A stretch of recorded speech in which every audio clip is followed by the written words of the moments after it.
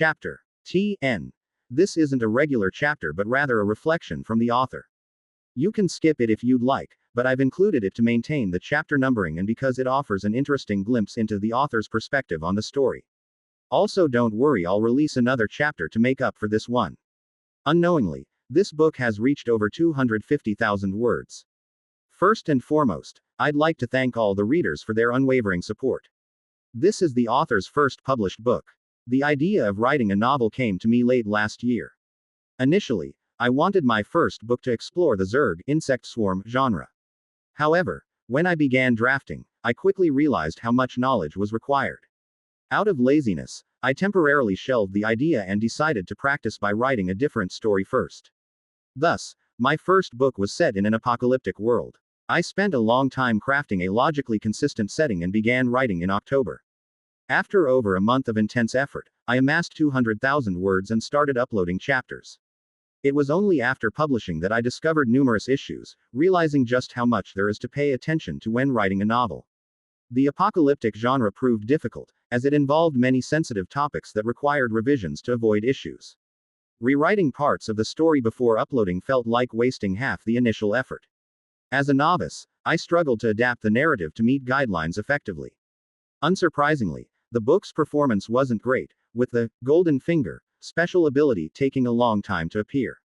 After a few days of uploads, a writing contest was announced on December 1st. Using this as an excuse, I abandoned that book. Fortunately, no one was reading it anyway. This book was born under such circumstances. Once I started, I realized just how exhausting it is to write, especially in the sci-fi genre. Sometimes, I'd spend hours researching only to produce a few sentences. However, writing this book has significantly expanded my knowledge of biology, which I consider a reward in itself. As a newcomer, tackling this story was a real challenge. In the early chapters, the protagonist had no interaction with any intelligent beings, creating a large, isolated environment. The protagonist was an ordinary person in their past life, with no special training or survival experience. To accurately depict this, I referenced various social experiments, like spending 30 days in a cabin or survival challenges on deserted islands. However, those scenarios weren't truly hopeless. The participants knew they were part of an experiment, could quit at any time, and still existed within human society. Even Robinson Crusoe, who survived 28 years on a deserted island, had a companion in Friday and knew he hadn't left Earth. Across the ocean, human civilization continued, and there was always the chance of rescue, even if it took years. But the protagonist's situation was truly bleak. Transformed into an insect and stranded on an alien planet, just surviving was an extraordinary feat. As a novice writer, I lacked the skill to fully convey the protagonist's complex emotions, struggling to survive while battling moments of depression and nihilism whenever they had a moment to rest. The lack of dialogue or interaction early in the story was another hurdle. I considered introducing intelligent insects, like Big Black, to interact with the protagonist. This would have added word count and made the story more engaging.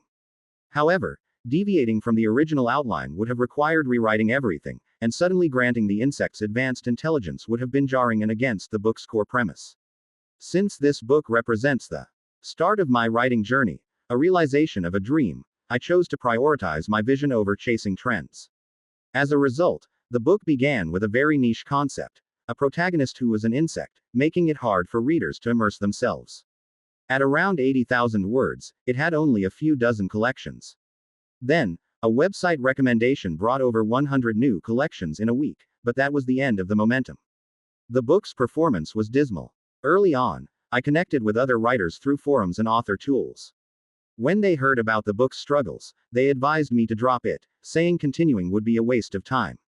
However, having already abandoned one project, I worried that cutting this one would set a precedent, making it harder to ever complete a novel. So, I resolved that even if no one read it, even if it was purely for my love of writing, I would finish this book my way. As the story progressed, more readers gradually discovered it. I deeply admire these readers because, without recommendations, even I would struggle to find this book without directly searching for its title. Over time, collections, comments, and even some tips started trickling in. Whenever I received a system notification, it filled me with joy, a sign of support and encouragement. Originally, I thought having a few hundred collections by launch would be a success. But to my surprise, collections have grown significantly in recent weeks, with dozens added daily. Not only did I hit the 1000 collection milestone, but it's now surpassed 1700. Though this pales in comparison to books with tens or hundreds of thousands of collections, it far exceeds my expectations. Thank you all for your support. C-122. The Queen and the Blade. The second group to be eradicated was another collective force, the carnivorous fish in the river. These fish, relying on their sharp teeth and geographical advantage, had long blocked the river and extorted tolls. Many small to medium-sized creatures crossing the river or coming to drink water would inadvertently pay with their flesh. Their crimes were innumerable, and the forest populace had suffered under their tyranny for too long. Given this, as a top-tier force, the swarm naturally had an obligation to eradicate them, especially since they were located just south of the swarm's base, seriously hindering expansion in that direction. However, in the water, the carnivorous fish held an absolute advantage. Luo Wen created some crabs and mantis shrimp, but they were no match for the fish. The fish had exceptionally strong bites, capable of crushing the hard exoskeletons as if they were mere snacks. The crabs were devoured before they could escape, and while the mantis shrimp managed to put up a brief resistance, it wasn't enough. With no other options, Luo Wen resorted to his usual tactic, poison. A few small prey were dragged to the riverbank, killed, and filled with neurotoxins before being tossed into the water. The spreading scent of blood quickly attracted the carnivorous fish. Ripples darted from all directions toward the bait, and the river surface boiled with activity. Fish bodies churned, water splashed noisily, and waves rose high in a chaotic frenzy. The murky river gradually turned red, drawing even more fish into the frenzy. The scent of blood drove them into a mad feeding frenzy, causing them to collide and even injure one another. When a fish was injured, it was immediately attacked, torn apart, and devoured by its companions. The carnivorous fish were caught in a wild celebration. However, their revelry came to an abrupt end. Despite their ferocity, they relied heavily on geographical and numerical advantages. Their small bodies and relatively simple nervous systems left them highly vulnerable to neurotoxins. The neurotoxins from the bait had already entered their systems during the scramble, and even the river water, now mingled with trace amounts of toxins, was taking its toll. A massive number of fish floated belly up to the surface. Those who had secured a piece of the bait died on the spot, while others that consumed blood-tainted water struggled in paralysis, on the brink of death. Several raft bugs slid into the river, carrying spider combat bugs on their backs. These teams fished out the floating bodies of the carnivorous fish and brought them to shore. With the carnivorous fish having low intelligence, the swarm's combat units repeated similar operations at multiple points along the river, harvesting abundantly each time. The campaign continued until the fish density was so reduced that they could no longer form large groups. By then, the swarm's carnivorous fish forces had already matured. Previously, the rivers were entirely under the control of wild carnivorous fish, leaving the swarm's aquatic forces unable to descend into the water. Now, with the acquisition of the carnivorous fish's genetic material, Luo Wen tasked the idle burrower ants and scorpions to dig a pond by the river to rear the carnivorous fish larva. With the wild fish nearly exterminated, it was the perfect time for the swarm's carnivorous fish to seize control of the river. Their presence would also allow subsequent aquatic units to hatch directly in the river. As the swarm's territory expanded rapidly, the speed of troop production struggled to keep pace. To adapt to the changing environment, the swarm's combat units had grown larger.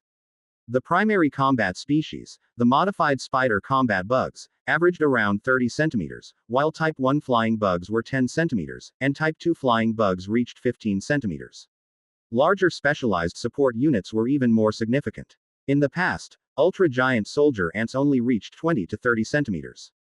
Main combat units like various soldier ants and worker ants were only 1 to 2 centimeters. Against small insect adversaries, this was perfectly sufficient. But now, their opponents often measured 7 to 8 meters, or even 10 to 20 meters. Even their prey typically started at 1 meter.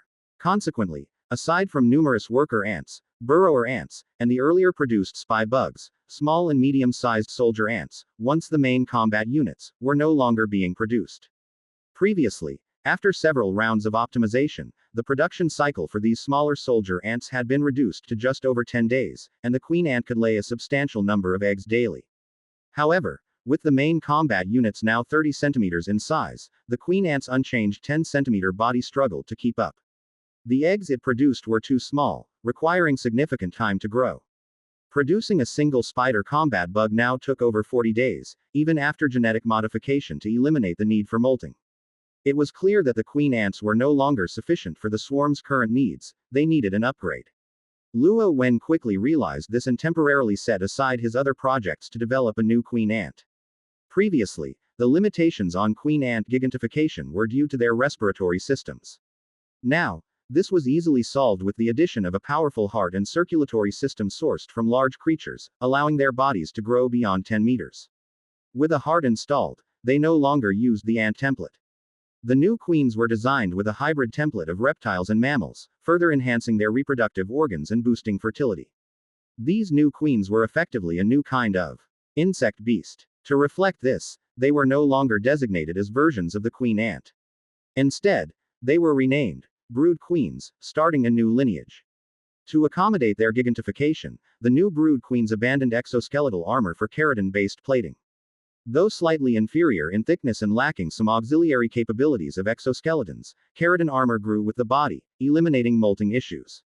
As their size increased, the keratin armor would thicken, providing comparable defense. The brood queens, due to their massive size and resemblance to the queen ant the third type, were essentially immobile. Hidden in the swarm's safest locations, they were unlikely to face attacks. These new brood queens could directly produce eggs over 30 centimeters in diameter. Spider combat bugs would emerge from these eggs nearly fully grown. Even 1 meter long heavy armored soldier ants would see their production times drastically reduced. This would significantly accelerate the swarm's troop generation. Moreover, with the queen ants designation dropped, the Type 1 queen ants, specialized in battle command, would no longer bear reproductive duties. These would be reorganized under a new designation, blades, retaining their role of assisting Luo Wen in directing battles. Additionally, they were granted higher-level swarm network access, allowing them to command all swarm units, including the brood queens. C-123. Worker drones. Currently, the brood queen's eggs have produced 5 specimens. These will require a lengthy development period before they can fulfill their designated roles. The primary reason for this prolonged development traces back to Luo Wen himself. Whether it was the previous queen ants or the current brood queens, they all originated from the brood nest, the sole source capable of producing these specialized units with hatching capabilities. Although the brood nest was separate from Luo Wen, it maintained a connection with him. This link meant that the brood nest's growth was limited by Luo Wen's 60-centimeter frame. Once the brood nest reached just under 70 centimeters, it hit its growth ceiling. As a result, the newly formed brood queen eggs were only about 10 centimeters in size. Growing such small eggs into massive organisms over 10 meters long would naturally take significant time. Luo Wen found this situation frustrating. Was he supposed to abandon his highly refined, assassin, combat style? If he were to start over, it would certainly involve selecting a larger biological template. However, the pool of large creatures the swarm had encountered so far was limited, and Luo Wen couldn't just settle for something aesthetically unappealing. The Diplodocus, with its disproportionate head-to-tail ratio and sluggish movements, was certainly out of the question. The Tyrannosaurus rex, while majestic and imposing at first glance, was hindered by its comically tiny forearms, a poor selling point.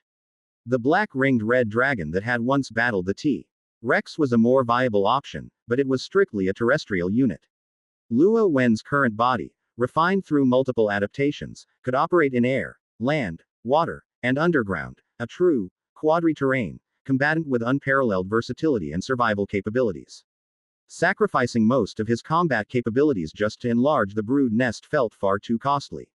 Even the pterosaurs were tempting, as soaring through the skies had always been one of Luo Wen's dreams. However, the same issue arose. Pterosaurs were strictly aerial units. While they could survive on the ground, at best, they were a 1.5 terrain species with far less survivability than Luo Wen's current body. Besides, once the swarm acquired the genetic material of the pterosaur, Luo Wen could simply create one, switch his perspective to control it, and achieve his dream of flight without having to inhabit a pterosaur body himself. Faced with no ideal solutions, Luo Wen briefly considered simply enlarging his current form. Although it would require continuous molting, he could mitigate the risks by cocooning himself during the molting process. However, this would be incredibly inconvenient. Thankfully, enlarging the brood nest wasn't an immediate necessity. Aside from the brood queen as a production unit, all other swarm species could still be produced by the existing queen ants or the future brood queens. The smaller initial size of the brood queen eggs only extended their development period. The swarm had plenty of time to address this. They just needed to pause expansion for about 100 days, wait for the brood queens to mature, and then resume their advance. Thus, Luo Wen shelved the problem after a mere 2 days, redirecting his focus back to experimenting with plant seeds. The swarm slowed its expansion to consolidate its current territory. In the meantime, Luo Wen took the opportunity to improve the worker ants. Their exoskeletons were replaced with keratin armor, and their bodies were enlarged to about 10 centimeters. Although they lost some strength due to the lack of exoskeletal support, their doubled size significantly enhanced their working capacity and efficiency. To distinguish them from the older version, the new worker ants were renamed worker drones. The old worker ants were still produced but were assigned more delicate tasks. Through Luo Wen's continuous research and experimentation, the swarm's crops had undergone several upgrades. The new crops not only had higher yields but also incorporated the genes of parasitic vines, enabling them to extract nutrients directly from other plants. This innovation transformed the swarm's previously weed-infested environment, covering much of the territory with a purple-red spore plant. However, Luo Wen carefully controlled their growth to prevent damage to surrounding trees.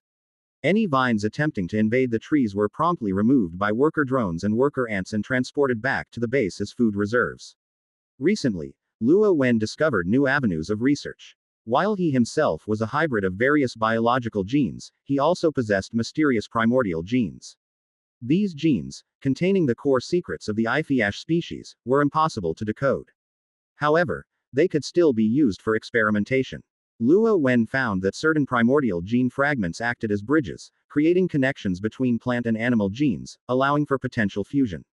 This groundbreaking discovery further engrossed Luo Wen in his research. Time passed swiftly, and the swarm's production system completed its overhaul. The new brood queens took over the production of large-scale combat and operational units. The queen ant, the third types, aside from a few left to produce worker ants, were reassigned to establish tree-based sub-nests for aerial unit production. As a result, the number of tree-based sub-nests in the swarm's base grew to 21, and the number of flying bugs surpassed 1 million. These large flying bugs, ranging from 10 to 15 centimeters in length, were mostly equipped with ranged weaponry. In the past, wild flying bugs with just 5,000 close combat units had dominated the forest. Now, the swarm's flying forces alone could annihilate most of the forest's wildlife.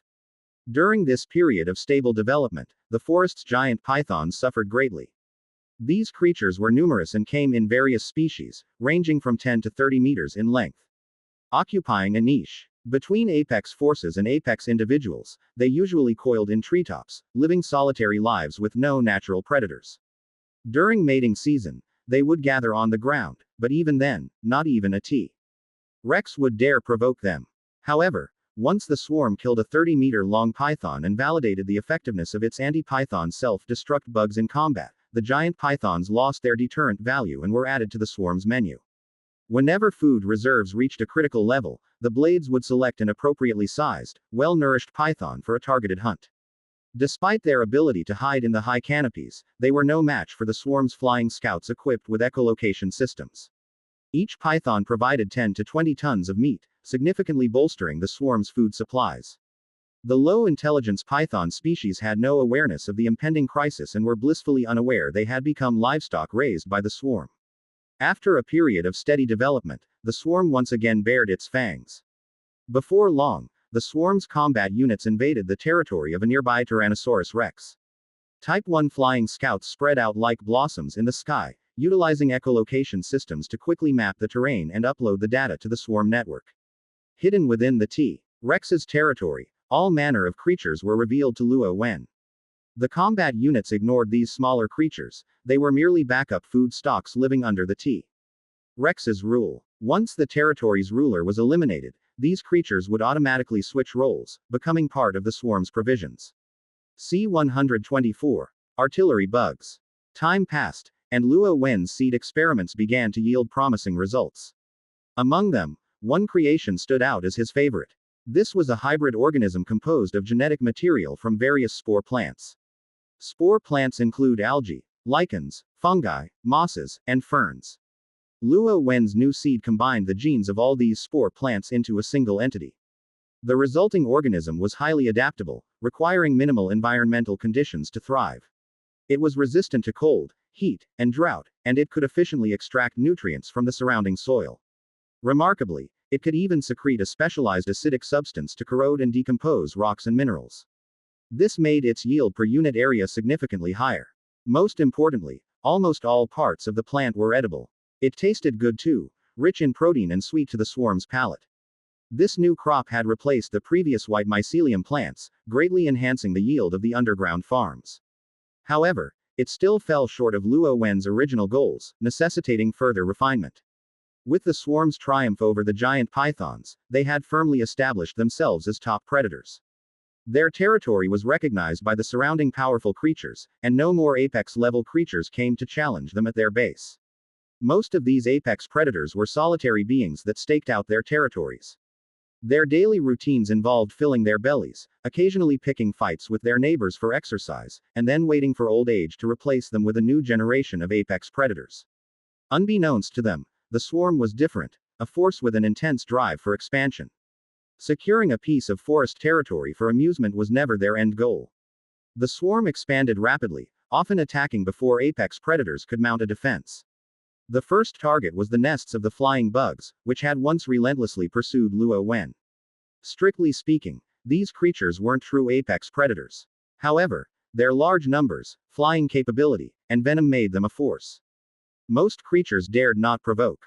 The few that could challenge them were either flightless or unable to navigate the dense forest terrain. Smaller airborne creatures were outmatched, while larger ones couldn't maneuver through the forest. These factors had allowed the flying bugs to dominate the forest. But now, they faced a formidable adversary. The swarm's air force, based on a similar template, matched the flying bugs in speed. But unlike the wild bugs, the swarm's air force had a ranged combat variant. In a confrontation between melee and ranged units, both with equal speed, the ranged units had a significant advantage. The swarm's air force would launch an initial salvo and retreat, maintaining a strategic distance. As the flying bugs descended in pursuit, swarms of modified spider combat bugs awaited on the ground. Any flying bugs daring to approach were met with the spider bugs' devastating sticky claws. It's worth noting that these spider bugs were based on a predatory archetype adapted to ambush small insects from cliff faces. Hunting flying bugs was second nature to them. After several skirmishes, the flying bug nest suffered heavy losses, and the swarm's air force breached their lairs. Only the first nest posed a significant challenge. By the time the swarm encountered the second nest, their combat forces had undergone several rounds of expansion, bolstered by new specialized units. Beneath the second flying bug nest, several large black beetles crawled out from the swarm's ranks. These beetles were over a meter long, their robust black bodies sporting a cannon barrel extending 30 centimeters forward from the center of their shoulder carapace. Their design resembled living tanks, sleek and imposing. These beetles were Luo Wen's latest creation, large artillery bugs, engineered by integrating genes from various projectile specialized creatures. Initially, they were intended as anti-pterosaur units. However, lofty ambitions often clash with harsh realities. Using tanks to counter aircraft proved impractical. Even with enhancements in size, barrel length, and internal reaction chambers, their effective range barely reached 100 meters. Beyond that, accuracy relied on sheer luck. Moreover, their maximum firing angle while stationary was just 30 degrees. Luo Wen had reinforced their front two pairs of legs to act as supports, allowing them to elevate their bodies and achieve a maximum angle of 70 degrees. Despite this, the artillery bugs retained significant blind spots and limited range, hampering their utility. Compounding these issues, their production costs were exorbitant. Each artillery bug spent over 60 days in its larval stage before reaching maturity. If not for the expanded underground farms, the swarm couldn't have afforded to maintain such units. Thankfully, these artillery bugs were engineered with genes enabling them to consume soil and enter dormant states. They remained on standby in the underground base, emerging only when needed. Like other specialized units developed for apex predators, their numbers were limited.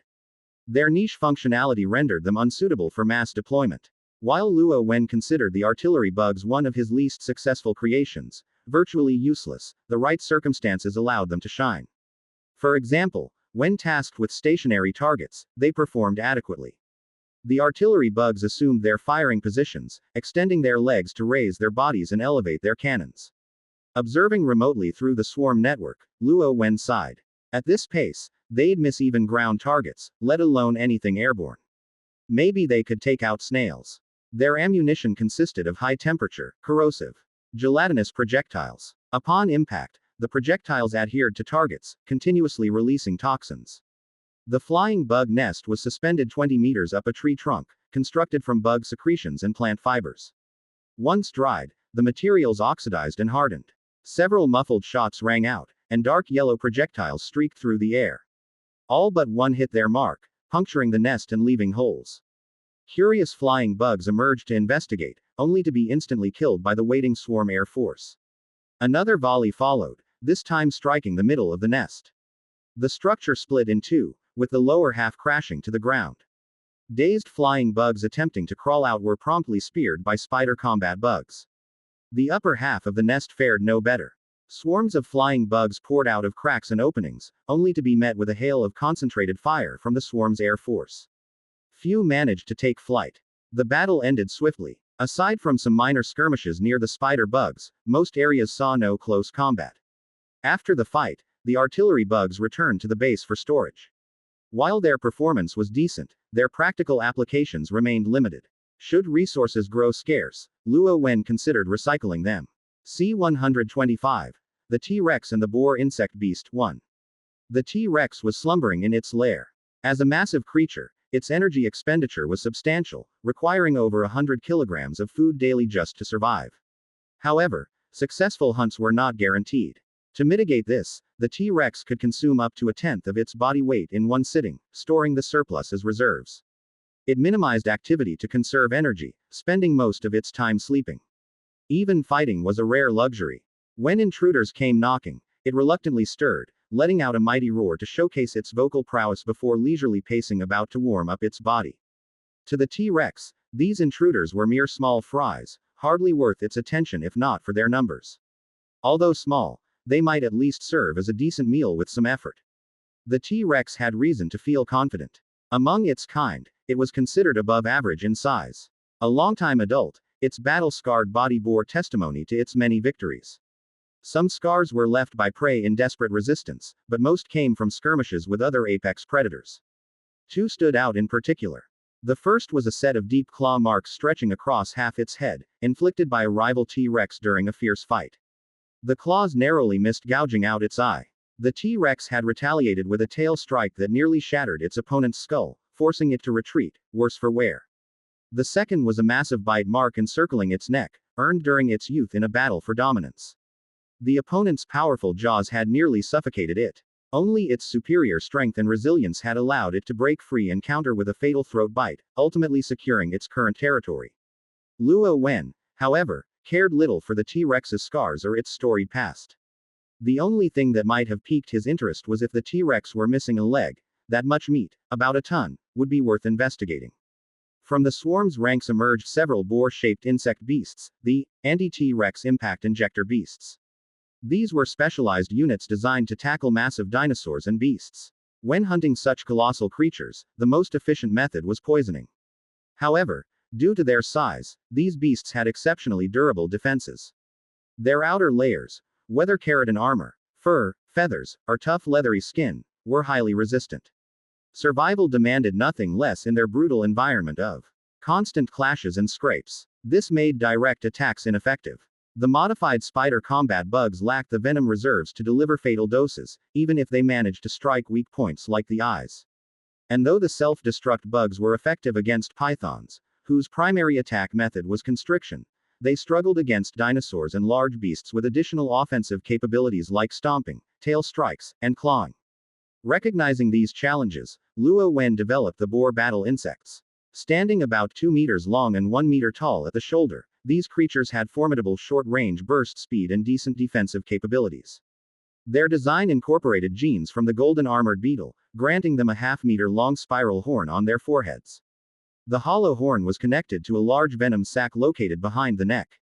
Functionally, the horn acted as an oversized syringe. Its sharp tip, combined with the boar insect's explosive charge, could penetrate the defenses of most dinosaurs and beasts. These boar battle insects were a stopgap measure. Luo Wen had envisioned an ideal template based on a herd of triceratops he had once glimpsed on the forest's outskirts. Lacking the means to harm these armored giants and with no immediate need, Luo Wen had not acquired their genetic material. When he later sought them out, they had vanished, leaving him to rely on the boar template for the time being. Type 2 flying bugs initiated the assault, leveraging their aerial advantage to pepper the T-Rex's eyes with concentrated fire. The T-Rex, helpless against the nimble aerial attackers, attempted to roar in defiance but immediately recoiled in pain as projectiles filled its mouth. The corrosive payload burned fiercely, reducing the T-Rex's roars to pained whimpers. It kept its mouth shut, emitting low groans, appearing pitifully distressed. While the Type 2 flying bugs provided cover, the spider combat bugs advanced swiftly. Agile and tenacious, they clambered onto the T-Rex's massive body. Though unable to inflict significant damage, they effectively distracted it. The T-Rex thrashed its head and tail in an attempt to dislodge the spider bugs, but their sticky claws and barbed hairs clung tenaciously. No matter how violently it twisted, more spider bugs swarmed its body. As the T-Rex struggled, 3 boar insect beasts began their charge. Their explosive acceleration quickly brought them to top speed, and they barreled toward the T-Rex with their heads down. Distracted by the flying bugs and spider combat bugs, the T-Rex couldn't see the charging boar insects. Although it heard the thundering hoofbeats, it wasn't accustomed to relying on its ears for hunting. In its blind attempts to evade, the boar insect's spiral horns struck true, driving deep into its hind legs. Blood sprayed as the powerful impact embedded the horns within the T-Rex's flesh. The venom sacs in the boar insect's necks activated, their fiber-reinforced muscles contracting to forcefully expel venom through the long horns and into the T-Rex's body. The T-Rex's agonized roar echoed through the forest, coinciding with the venom's injection. However, the boar insects were now stuck, unable to retreat. Enraged, the T-Rex, now flooded with adrenaline, ignored the encroaching paralysis. Unable to deal with the small creatures on its body, it turned its fury on the boar insects lodged in its legs. With a single crushing bite, the T-Rex tore one of the boar insects to pieces, then repeated the process with the second. The third boar insect managed to wrench its horn free at the last moment, narrowly escaping with its life. C-126. The T-Rex and the boar insect beast 2. Luo Wen's initial design was inspired by the survival mechanisms of animals and insects that shed limbs to escape danger. He planned to make the spiral horn of the boar insect beast detachable. However, this approach compromised the structural integrity of the horn. During an impact, if the enemy's armor was too strong, the spiral horn could break off before penetrating the defense. The sole combat purpose of the boar insect beast was to drive its horn deep into the enemy's body. Such flaws would hinder its effectiveness. Moreover, even if the detachable design worked, the boar insect beast would lose its horn after one collision. Regrowing the horn would take considerable time, during which the beast could not enter dormancy and would need constant food intake. With all this in mind, Luo Wen decided to go with a unified structure. Even if the boar insect beast died, as long as its flesh remained intact, the materials could be recycled to produce another one. Cost analysis revealed this approach was more economical than the detachable model. Although the T-Rex managed to crush 2 boar insect beasts, its fate was sealed the moment its body was pierced by a spiral horn. Lacking any resistance to poison, its powerful, rapid heartbeat only hastened its demise. The toxin quickly mixed with its blood and spread throughout its body at an astonishing rate. Paralyzed by the venom disrupting its neural signals, the T-Rex collapsed to the ground. It could no longer perceive external stimuli, its consciousness trapped in a dark void as it awaited death. Next to the T-Rex's lair, a branch base of the swarm was established. This marked the swarm's first terrestrial branch base since Luo Wen's awakening. With improved species, both the size and mobility of the swarm units had drastically increased. Their operational range expanded tens or even hundreds of times. The era when multiple swarm bases crowded a few hundred meters of territory was now a thing of the past. Luo Wen remotely commanded this battle via the swarm network. Once the fight concluded, he shifted his focus elsewhere. The blades had remarkable learning capabilities, and they would handle similar enemies on their own in the future. The forest's unique apex creatures and factions were limited in variety. Before the swarm conquered the entire forest, Luo Wen could work undisturbed on his plant seed experiments. Recently, he had found a new approach, using the primitive genes of the Iphiash species to bridge the gap between animal and plant genes. The results of this new experimental organism exceeded Luo Wen's expectations. The experiment was heading into uncharted territory, and he could not predict the outcome. However, he had a strong feeling that the results would be positive, and he eagerly anticipated the final product. The brood nest was now focused on producing brood queens. Newly birthed queens were transported to branch bases during their juvenile stage to make relocation manageable. As the brood queens arrived, swarm bases began multiplying rapidly, and the territory expanded swiftly. Whether giant pythons, large carnivorous T-Rexes, or other predators, none could evade the swarm's aerial scouts unless they left the forest entirely. The timing of their eradication depended solely on the swarm's food reserves. In truth, the swarm's daily consumption was relatively low. Only a small portion of the army remained in combat readiness. Most of the units consisted of aerial scouts. These small, lightweight flyers required minimal food to sustain themselves. The majority of combat units would enter collective dormancy. Patrol units sustained themselves by consuming soil to maintain minimal energy levels. When facing battle or invasion, the blades would use the swarm network to awaken select units. Thus, the hardest working members of the swarm were the worker drones and worker ants. With Luo Wen's experiments yielding greater spore crop yields, maintaining the swarm's daily needs became effortless. This ushered in a brief period of tranquility in the forest. Although vast tracts of land were being incorporated into the swarm's domain daily, Luo Wen understood the principles of sustainable development and long-term gains. As a result, the forest's original ecosystem was largely preserved, with the exception of the previous apex predators and factions, which had now been reduced to one: the swarm. Occupying the top of the food chain, the swarm fulfilled its role by periodically culling forest creatures to prevent overpopulation. The forest effectively became a massive breeding ground, supplying the swarm with an endless source of sustenance. To Luo Wen's surprise, a group of Triceratops was discovered deep within the forest.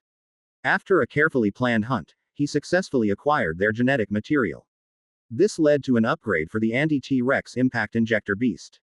The new swarm beast, modeled after the Triceratops, measured 7 to 9 meters in length, stood 2.5 meters tall, and weighed 8 to 10 tons.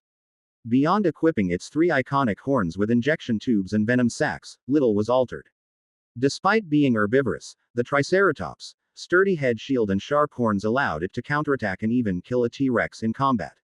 With the addition of venom injection, this new beast required no assistance from other swarm units to defeat large carnivorous dinosaurs, achieving a high success rate. As a result, the anti-T-Rex collision beast evolved from a disposable unit into a robust main battle tank. Its name was changed to Triceratops Beast. With the aid of the Triceratops Beast, the swarm no longer needed to frequently replenish its frontline collision units. In a short time, they had eradicated all carnivorous dinosaur species within a 1,000-kilometer radius. Numerous brood queens were dispatched to establish new bases. The swarm's rapid territorial expansion and the elimination of apex predators raised concerns about ecological balance. To address this, the dormant combat units were reactivated and, under the Blades' command, conducted sweeps across the region. The abundance of prey led to a surplus of food that the swarm couldn't consume in time. The forest's oppressive heat exposed storage issues, as large quantities of food risked spoilage. Although the swarm initiated a new round of mass unit production, the hatching process was still underway, leaving vast amounts of food at risk of rotting. It was at this time that Luo Wen made an extraordinary discovery in his experiments. He found a hybrid organism that defied categorization as either plant or animal.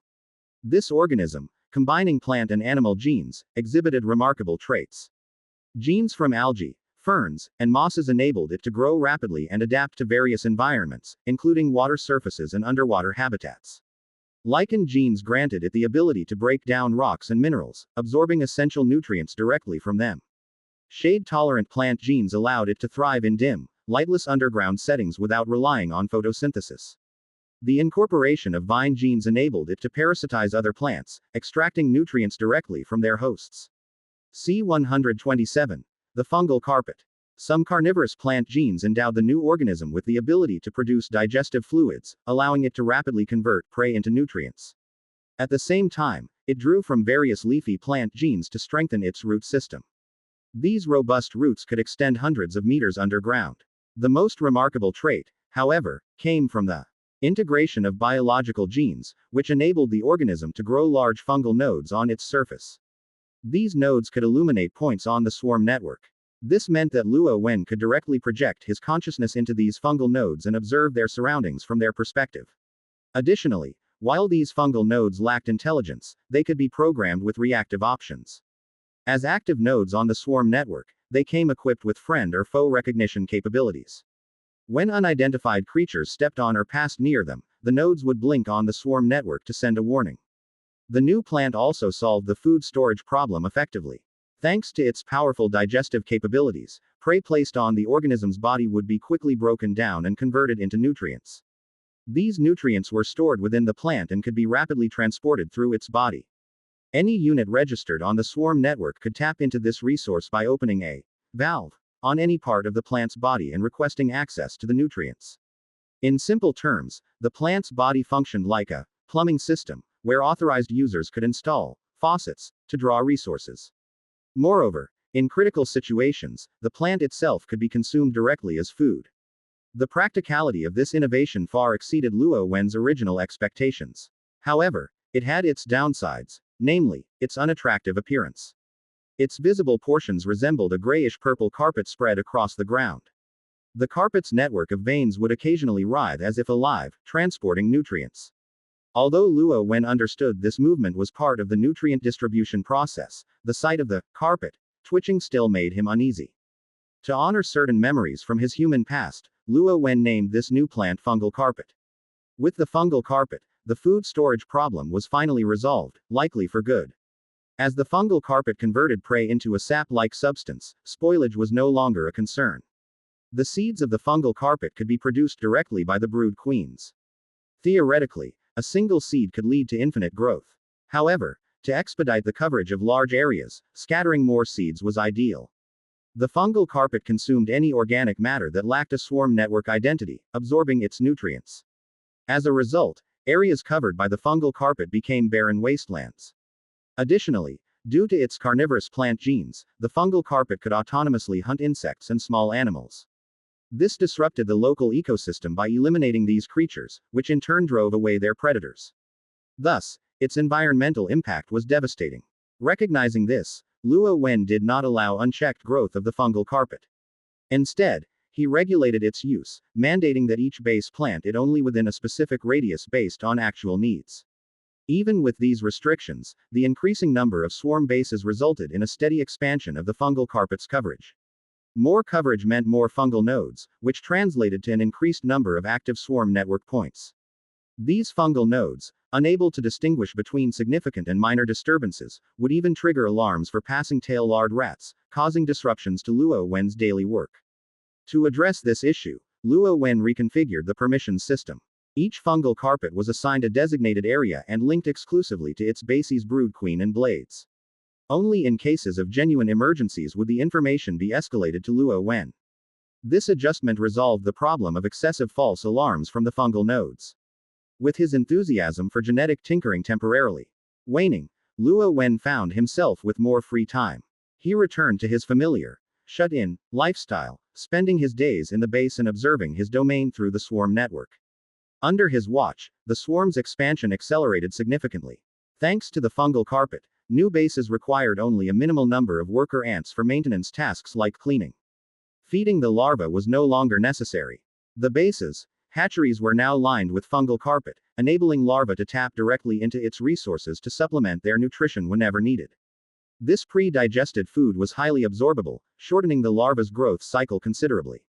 The improved efficiency in troop replenishment further accelerated the swarm's expansion. Before long, the entire forest fell under the swarm's control. This forest spanned over 2,000 kilometers and contained an abundance of mountains, rivers, and resources. Following this conquest, the swarm entered a period of stability. The number of swarm bases reached 500, forming a tightly interconnected network that secured their grip on the forest. With a solid logistical base established, Luo Wen turned his attention to the forest outskirts. Luo Wen had initially crash-landed near the forest's edge. During the swarm's infancy, he had scouted the area and encountered both Diplodocus and Triceratops there. However, as the swarm prioritized the forest's conquest, little attention had been given to its outskirts despite the central base being only a step away. The main reason was that the outer forest was sparsely wooded, with fewer trees to shield the swarm from aerial threats.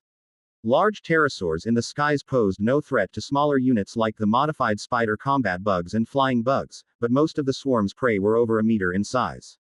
The sparse forest provided little cover, and the region was dominated by large dinosaurs. Occasionally, the swarm caught smaller creatures, but before they could be dragged back to the base, aerial predators would swoop down and snatch the kill. Pterosaurs, perched hundreds or even thousands of meters above, had keen eyesight. Since spider combat bugs and flying bugs lacked the ability to transport prey, they had to wait for the slower giant mandible soldier ants to retrieve it. During this interval, pterosaurs often intercepted the swarm's prey. Even if spider combat bugs latched onto the pterosaurs during their dives, there was no guarantee their venom could kill the massive creatures. Even if successful, the carcasses fell far beyond the swarm's reach, benefiting scavengers while the swarm suffered losses. The most intolerable offense was when pterosaurs targeted the giant mandible soldier ants outside the forest's cover. These small tanks were slow-moving and defenseless against aerial assaults. C-128. Hunting the pterosaurs. Fortunately, during one of their attacks, the pterosaurs underestimated the weight of a giant mandible soldier ant, dropping it after ascending only 5 or 6 meters. Luo Wen, monitoring the event remotely, immediately ordered the swarm to abandon the prey and retreat. In the early stages of the swarm's development, before the emergence of brood queens, every unit was precious, even the modified spider combat bugs were difficult to replace. Most importantly, any losses were irreversible, as there was no way to recover the corpses. On one occasion, a modified spider combat bug climbed onto a pterosaur along with its prey. Although the pterosaur appeared to lack significant defenses, its keratinized skin was remarkably thick. The bug struggled to inject its venom, and by the time it reached the pterosaur's wings, it managed a single injection after considerable effort. The pterosaur, noticing the large bug on its body, lowered its altitude and attempted to eat the intruder. In the ensuing struggle, the spider combat bug was dislodged and killed by the pterosaur. Luo Wen watched the entire battle through a remote viewing perspective. The pterosaur's neck, 2 to 3 meters long, was incredibly agile and struck with remarkable speed. Even with their advanced dynamic vision and echolocation, the spider combat bugs struggled to evade such attacks. When clinging to the pterosaur, the bugs could engage briefly, but once dislodged, they could not survive more than a few rounds of combat. Luo Wen could not accept these unrecoverable losses, leading him to avoid the forest outskirts temporarily. Afterward, the swarm entered a brief period of surplus troops. However, before Luo Wen could devise a battle plan, a new wave of territorial expansion began, leaving the swarm perpetually short on manpower. Now, with the entire forest under control and the swarm in a period of recovery, Luo Wen finally had the time and resources to properly confront the pterosaurs. The first priority was to capture a pterosaur and obtain its genetic material. Without it, the swarm would be at a significant disadvantage. Due to their unique physiology, pterosaurs could fly at altitudes and speeds far beyond those of birds, let alone insects. Luo Wen's current flying units were incapable of posing any threat to them, as the pterosaurs could simply ascend out of range to remain untouchable. Fortunately, the pterosaurs were not particularly intelligent, making it relatively easy to set a targeted trap. A giant mandible soldier ant dragged the carcass of a wild boar out of the forest. The wild boar was played by a boar insect beast, which had seen little action since the emergence of the Triceratops beasts. Pterosaurs typically did not consume their prey on sight. Instead, they carried it away to eat in an unknown location. Thus, the method of poisoning the prey, which had been effective against predatory fish, was ineffective here. To address this, Luo Wen used the boar insect beast as bait, hoping its spiral horn might inadvertently injure a careless pterosaur. Pterosaurs' exceptional eyesight allowed them to spot prey from thousands of meters in the air, provided there were no clouds obstructing their view. The abnormal scene on the ground immediately caught their attention. Several pterosaurs descended, circling at an altitude of 300 to 400 meters while screeching as if warning each other to stay away. After some squabbling, the largest pterosaur appeared to claim the right to strike first. It tucked its head and folded its wings, initiating a dive. The giant mandible soldier ant and boar insect beast were both large targets, but the unarmored boar insect beast was more appealing to the pterosaur.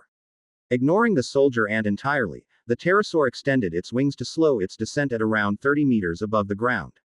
It adjusted its posture and aimed its talons at the inert boar insect beast.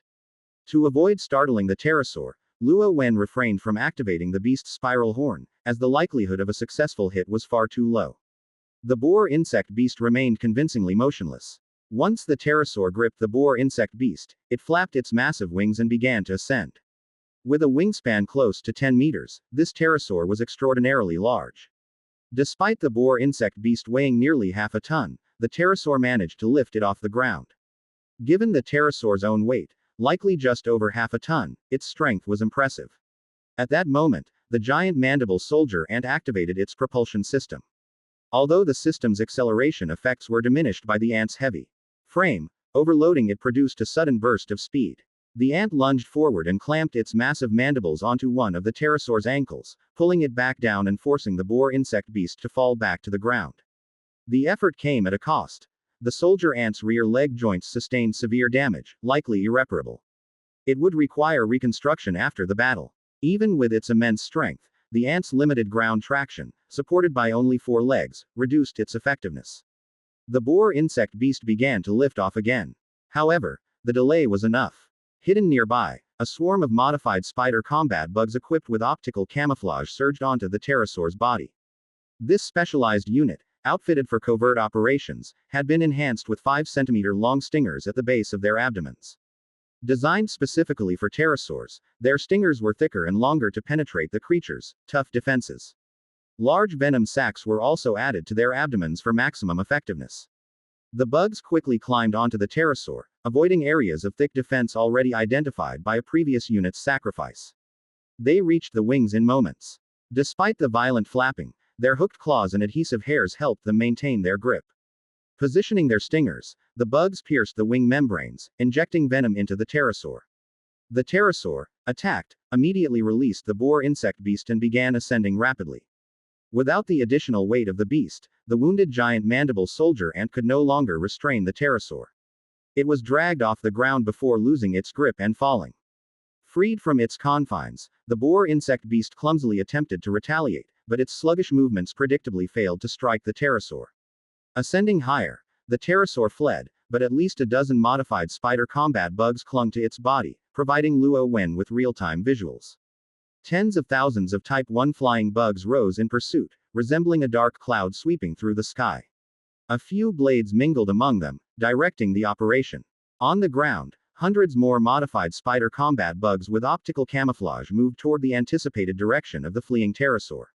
Equipped with sufficient energy reserves, they could sustain prolonged pursuits. C-129. The Storm God.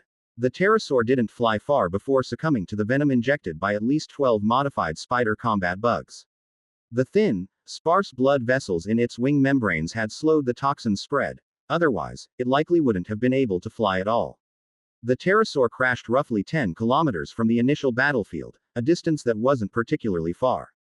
Its dramatic fall quickly drew the attention of nearby predators. Several pterosaurs circled above, while small ground predators lurked hesitantly nearby. However, before they could approach, a loud buzzing arose in the distance. Soon, a dark cloud of Type 1 flying bugs descended, sealing off the area. The pterosaur had likely lost control of its body while in midair, plummeting headfirst to the ground without slowing. Though its body wasn't completely shattered, its bones were largely broken. Even if it hadn't died immediately, the neurotoxin coursing through its system likely rendered it incapable of feeling pain.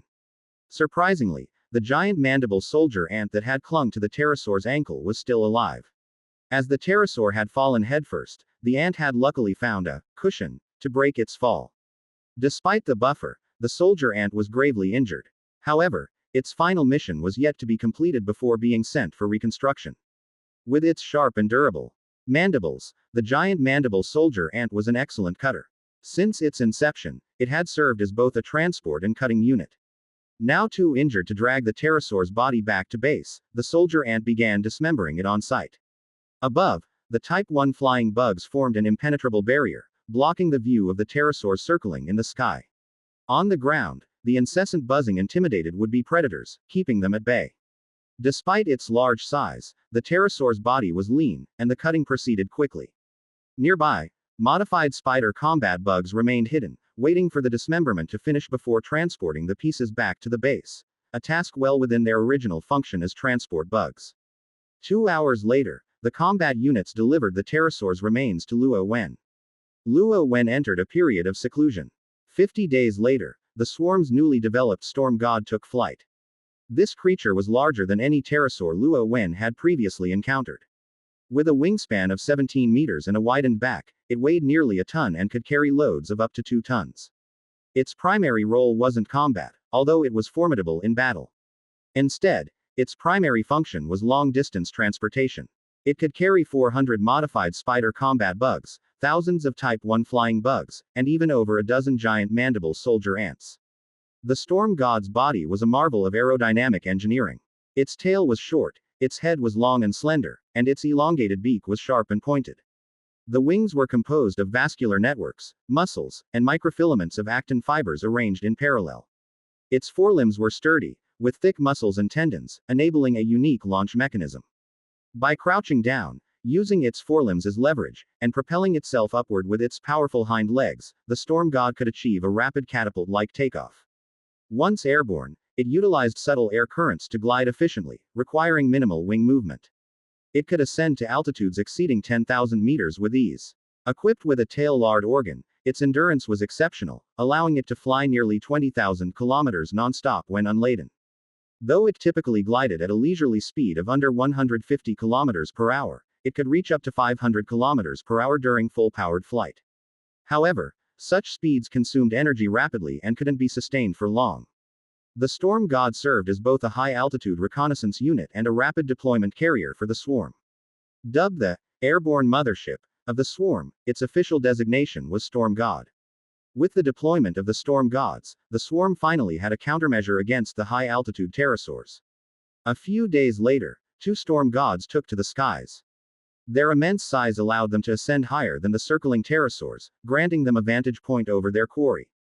The pterosaurs, drawn by ground-level bait, hovered cautiously, screeching anxiously. Unlike the previous trap, this time the swarm had stationed large numbers of ground and aerial units near the bait, their menacing presence keeping the pterosaurs wary and reluctant to descend.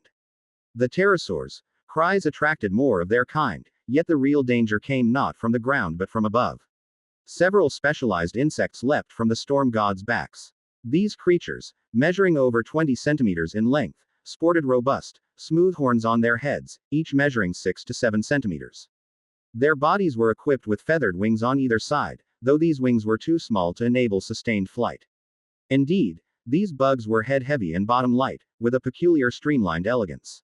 Their exoskeletons were dense and heavy, making their wings suitable only for brief gliding and minor directional adjustments. Their abdomens housed numerous air vents connected to a large internal air sac derived from the genes of a jet fish species. This fish possessed a high-pressure system capable of compressing water and shooting it from its mouth to knock insects off aquatic plants. Luo Wen modified this system, replacing the water bullets with compressed air. Using this mechanism, the specialized bugs could expel air at varying pressures from different abdominal vents to change direction mid-air. As the bugs leapt from the storm gods, they locked onto their targets below. By coordinating abdominal vent expulsions and minor wing adjustments, they steered themselves with precision. Once oriented, they folded their wings and entered a steep dive. When visual tracking became unreliable at high speeds, their targeting systems switched to echolocation. Using sonar, they continuously adjusted their trajectory. As they neared their targets, they closed all side vents, relying solely on wing adjustments for precision. At the same time, their high-pressure systems expelled air through their largest tail vents, propelling them even faster. At this stage, their speed reached a peak, producing a piercing whistle in the air. Within moments, the bugs struck the gliding pterosaurs with devastating force. The bugs' 6 to 7 centimeter horns pierced the pterosaurs' bodies with ease, propelled by the immense speed. The momentum carried them through their targets, leaving a spray of blood as they continued their descent. C-130. Expansion. As they approached the ground, the bugs unfurled their wings, halting their descent momentarily.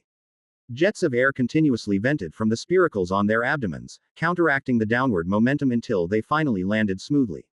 Seconds after the bugs touched down, the pterosaurs that had been struck earlier let out anguished cries before plummeting to the ground. One fallen pterosaur wasn't immediately dead. A massive hole had been blasted into the base of its right wing, taking out half its torso. The grievous injury caused its whales to weaken over time. It wasn't the only casualty. Each bug that had leapt off the back of the storm gods had a specific target, and the number of targets perfectly matched the circling pterosaurs. The results were spectacular. Every pterosaur was hit, and the severe penetrative injuries left none capable of continuing to fly. Against this new type of combat bug, the pterosaurs were utterly defenseless. These bugs had been specifically designed to counter the pterosaurs. Their full designation was auto-locking, jet-propelled collision flying bugs, but they were commonly referred to as flying kamikaze bugs. Luo Wen's initial concept had been to equip these bugs with large toxin sacs in their thoraxes, designed to detonate upon impact with enemy targets. The primary damage output was meant to be from the released toxins. However, to ensure that the flying kamikaze bugs could reliably hit their targets, Luo Wen incorporated a slew of advanced technologies. To prevent disintegration from the high-speed dive, he also reinforced their defenses. This resulted in such formidable physical damage output that their initial toxin feature became redundant. Despite the pterosaurs' robust physical defenses, they couldn't withstand even the first wave of collision damage. Deciding to streamline their design, Luo Wen temporarily removed the toxin sacs. This change allowed the flying kamikaze bugs to transition from single-use consumables to reusable combat units, significantly reducing resource consumption. Yet, their fatality rate remained high. At such extreme speeds, even slight miscalculations led to catastrophic outcomes. For example, one flying kamikaze bug had struck the spine of a pterosaur, a particularly tough section of its anatomy. Though the impact's sheer kinetic force shattered the spine, the backlash snapped the bug's neck, killing it instantly. Such losses, however, were deemed acceptable. Exchanging a few pounds of bug biomass for hundreds of pounds of prey was a trade-off Luo Wen was more than willing to make. Through this approach, the swarm steadily cleared the skies of nearby pterosaurs, enabling their territory to extend beyond the forest. Luo Wen also leveraged the pterosaurs' high mobility by dispatching several as reconnaissance units, finally gaining a clearer understanding of the planet's current state. This planet appeared to have only one continent, which, despite its irregular shape, was largely interconnected and stretched in an elongated form. From south to north or west to east, the furthest distances exceeded 20,000 kilometers. Surrounding it was an endless ocean. Luo Wen tried to locate familiar landmarks but found that most features were either unrecognizable or had shifted over time, likely due to tectonic activity. Luo Wen wasn't concerned. In this world, he had no attachments or obligations, living the kind of life where a lone individual needed only to feed themselves. As long as he survived, the swarm could always be rebuilt. During this period, Luo Wen discovered several pterosaur nests. Most were built on sheer cliffs, while others were on small islands by the sea. The sky belonged to the swarm, and Luo Wen wouldn't tolerate any unidentified entities flying above 100 meters without a designated swarm ID. One by one, the storm gods launched into the air. 30 storm gods formed a flying squadron, adopting a V formation as they ascended to an altitude of 10,000 meters and soared toward their target. Their destination was one of the nearest pterosaur nests, located on cliffs over 2,000 meters high.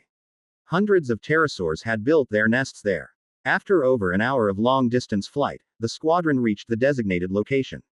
Without delay, several flying kamikaze bugs leapt off the storm gods. The piercing whistle of their dives cut through the air, and several circling pterosaurs were swiftly taken down. Next, modified spider combat bugs leapt from the backs of the storm gods. These bugs had been upgraded from the basic spider combat bug model. While they lacked optical cloaking, they featured enhanced stingers and enlarged abdominal toxin sacs. Additionally, their toxin storage capacity had been further increased. Their 8 legs were connected by thin membrane-like webbing extending from the third joint to the base, enabling them to stretch their legs and spread the webbing during descent, slowing their fall. These were the Spider Combat Bug 2, the swarm's newest airborne infantry. The storm gods demonstrated their exceptional payload capacity and long-range deployment abilities by delivering 10,000 Spider Combat Bug 2 to the battlefield. A dense cloud of black dots descended from the sky, unfurling their legs and webbing leisurely at 1,000 meters above the mountaintop to reduce their falling speed. The storm gods above still carried a contingent of flying kamikaze bugs, which they deployed whenever a pterosaur attempted to take off. The 10,000 Spider Combat Bug 2 split into smaller teams and landed across various peaks. Many pterosaurs, startled by the earlier whistles, were ambushed by the descending bugs before they could react. The enhanced stingers and enlarged toxin sacs posed a significant threat to the pterosaurs. Just 2 spider combat bugs worth of venom could bring a pterosaur down within 10 kilometers, and 5 bugs worth would prevent one from taking off altogether. The battle was swift. The swarm suffered the loss of 11 flying kamikaze bugs and 61 spider combat bug 2, but eliminated 639 pterosaurs and secured over 500 pterosaur eggs. Hours later, new storm gods arrived, bringing a juvenile brood queen, over 1 million worker ants, and tens of thousands of worker drones. Given the distance from the main swarm base and the logistical challenges of transporting prey, Luo Wen opted to establish a branch base on site. An underground base began to take shape. The pterosaur corpses were piled up beside the base by the storm gods, forming a mountain of carcasses. A faint purple-gray hue spread from the base of the corpse mountain, quickly enveloping it entirely. Wherever the swarm established a base, a fungal carpet was sure to follow. The fungal carpet would digest the mountain of corpses, converting them into nutrients stored within its tissues. Once the brood queen matured and formally began base operations, these stored nutrients would be invaluable.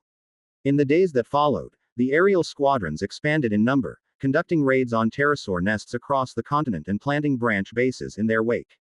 Gradually, the entire continent, including its surrounding islands, fell under the swarm's control.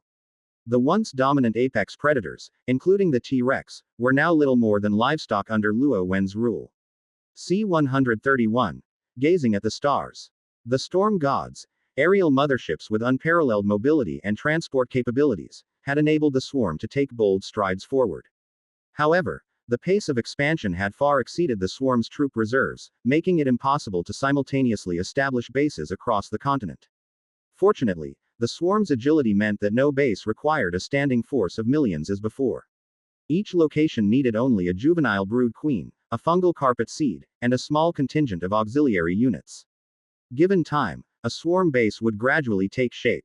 Even in the face of insurmountable threats, as long as the base could hold out briefly, the airbases constructed with higher priority could quickly deploy reinforcements to the troubled area.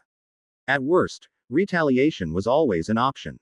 Gradually, the bases began to develop and expand, radiating their influence outward.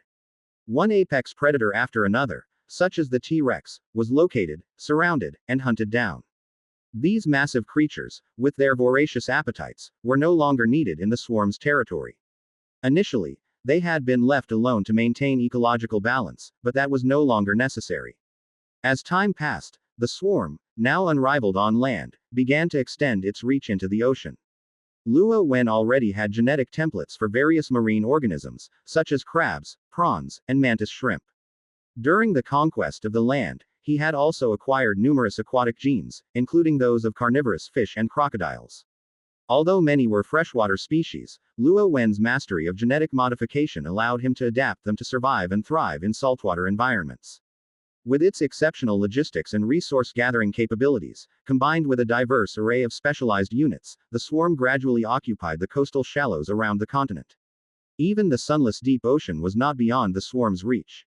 Exploration teams were dispatched to these depths, where vision was less effective but echolocation, adapted from bat abilities, proved invaluable. This unique adaptation shone underwater, enabling the swarm to extend its territory further into the deep sea. Although the swarm's numbers were significantly smaller than before Luo Wen's long slumber, its occupied territory had expanded severalfold. With everything running smoothly, Luo Wen found himself growing increasingly idle and bored. In the following days, Luo Wen wandered aimlessly across the swarm's vast domain. Sometimes, he would climb to the peaks of towering mountains to watch the sunrise. Other times, he would sit on a sandy beach, gazing at the moonlight reflecting on the waves. His wanderings, however, were not without purpose. Despite the swarm's advanced transportation system and the fact that Luo Wen had already collected most of the planet's genetic material, certain organisms and plants were difficult to preserve. Now that circumstances allowed, Luo Wen preferred to sample them fresh. Years passed in the blink of an eye. Luo Wen had experienced nearly everything this planet had to offer. Apart from the unexplored depths of the ocean, he had traversed most of the planet's surface. Yet, with time, a growing sense of loneliness gnawed at him. The vastness of the planet felt like a gilded cage, a cage nonetheless. Lying on a fine, soft beach, the salty sea breeze brushing his face, Luo Wen gazed up at the starlit sky. Above him, 2 moons glowed amid countless sparkling stars. This planet, untouched by pollution, offered an astonishingly clear view of the night sky. Ever since the first time he had admired the celestial panorama by the sea, stargazing had become one of Luo Wen's favorite pastimes. Looking at the dazzling stars, he often wondered, where was this place? Was one of those distant lights Earth? Were there aliens out there? If he could return to Earth, would he now be considered an alien himself? Such thoughts often brought a lump to his throat. Soon, his thoughts shifted. Now that he had essentially mastered this planet, with an unknown lifespan ahead, how should he spend the endless years? Could he truly live out his days as the planetary lord? If so, how would he endure the boundless stretches of time? He recalled an old adage from his previous life: our journey lies among the stars and the seas. Perhaps he could set his sights beyond this world. But was that even possible? Luo Wen, though lacking astronomical knowledge, knew enough to understand how hostile outer space was to life. The vacuum, extreme cold, and relentless radiation were more than enough to obliterate any living being. Moreover, even contemplating such ambitions was premature. He had no idea how to reach outer space. The storm gods had a maximum flight altitude of less than 20,000 meters. Using them to breach the atmosphere was nothing short of a fantasy. As for relying on his evolutionary talent to develop such capabilities, the time required was incalculable. His talent wasn't omnipotent, it merely accelerated evolution. The specialized abilities of a species usually required tens of thousands, even millions of years to evolve. Even if Luo Wen shortened this timespan by 1,000 or 10,000 times, the effort required would still be daunting. This was why Luo Wen often practiced what he called the doctrine of borrowing. Many biological abilities were the result of eons of refinement, proven and perfected. If ready-made solutions were available, why reinvent the wheel? For example, species with low offensive capabilities often evolved defensive traits. Hardened carapaces were the most common, but regenerative abilities and toxins were also defensive adaptations. Predatory species, on the other hand, always had sharp fangs and claws. The Iphiash's strength lay in its ability to absorb such genes, combine them, and enhance both offense and defense, then improve further from that baseline. However, evolving spacefaring capabilities from scratch, Luo Wen had never heard of a creature achieving such a feat. Attempting it himself was not only time-consuming but might even prove impossible. Nevertheless, he had noticed during some of his genetic experiments that understanding specific theories could make it easier to acquire or derive certain abilities. For instance, he had extensively used toxin sacs in the past and was familiar with their mechanics. This familiarity allowed him to refine and miniaturize the sacs, integrating them into the legs of the spider combat bugs with ease. Perhaps if he had learned rocket science in his previous life, he might now be able to accelerate the genetic evolution needed for space exploration. In his former life, he had indeed built rockets, and even spacecraft, but only in video games. Gathering resources, clicking, build, and waiting for a progress bar to fill was his entire process. The finished product would then appear magically before him. He knew nothing of the underlying principles. Reality wasn't a game, and such shortcuts were impossible. Here, there was no Baidu, no libraries, and no books or research materials. Even if Luo Wen wanted to become self-taught, he had no means to do so. And expecting him to independently discover and develop those theoretical frameworks, that was laughably optimistic. Those theories represented the collective efforts of entire civilizations, billions of people, and centuries of work. C-132. A new idea emerges. 1. Luo Wen fell into deep contemplation. On this beach, he remained still for a full 3 days, neither eating nor drinking.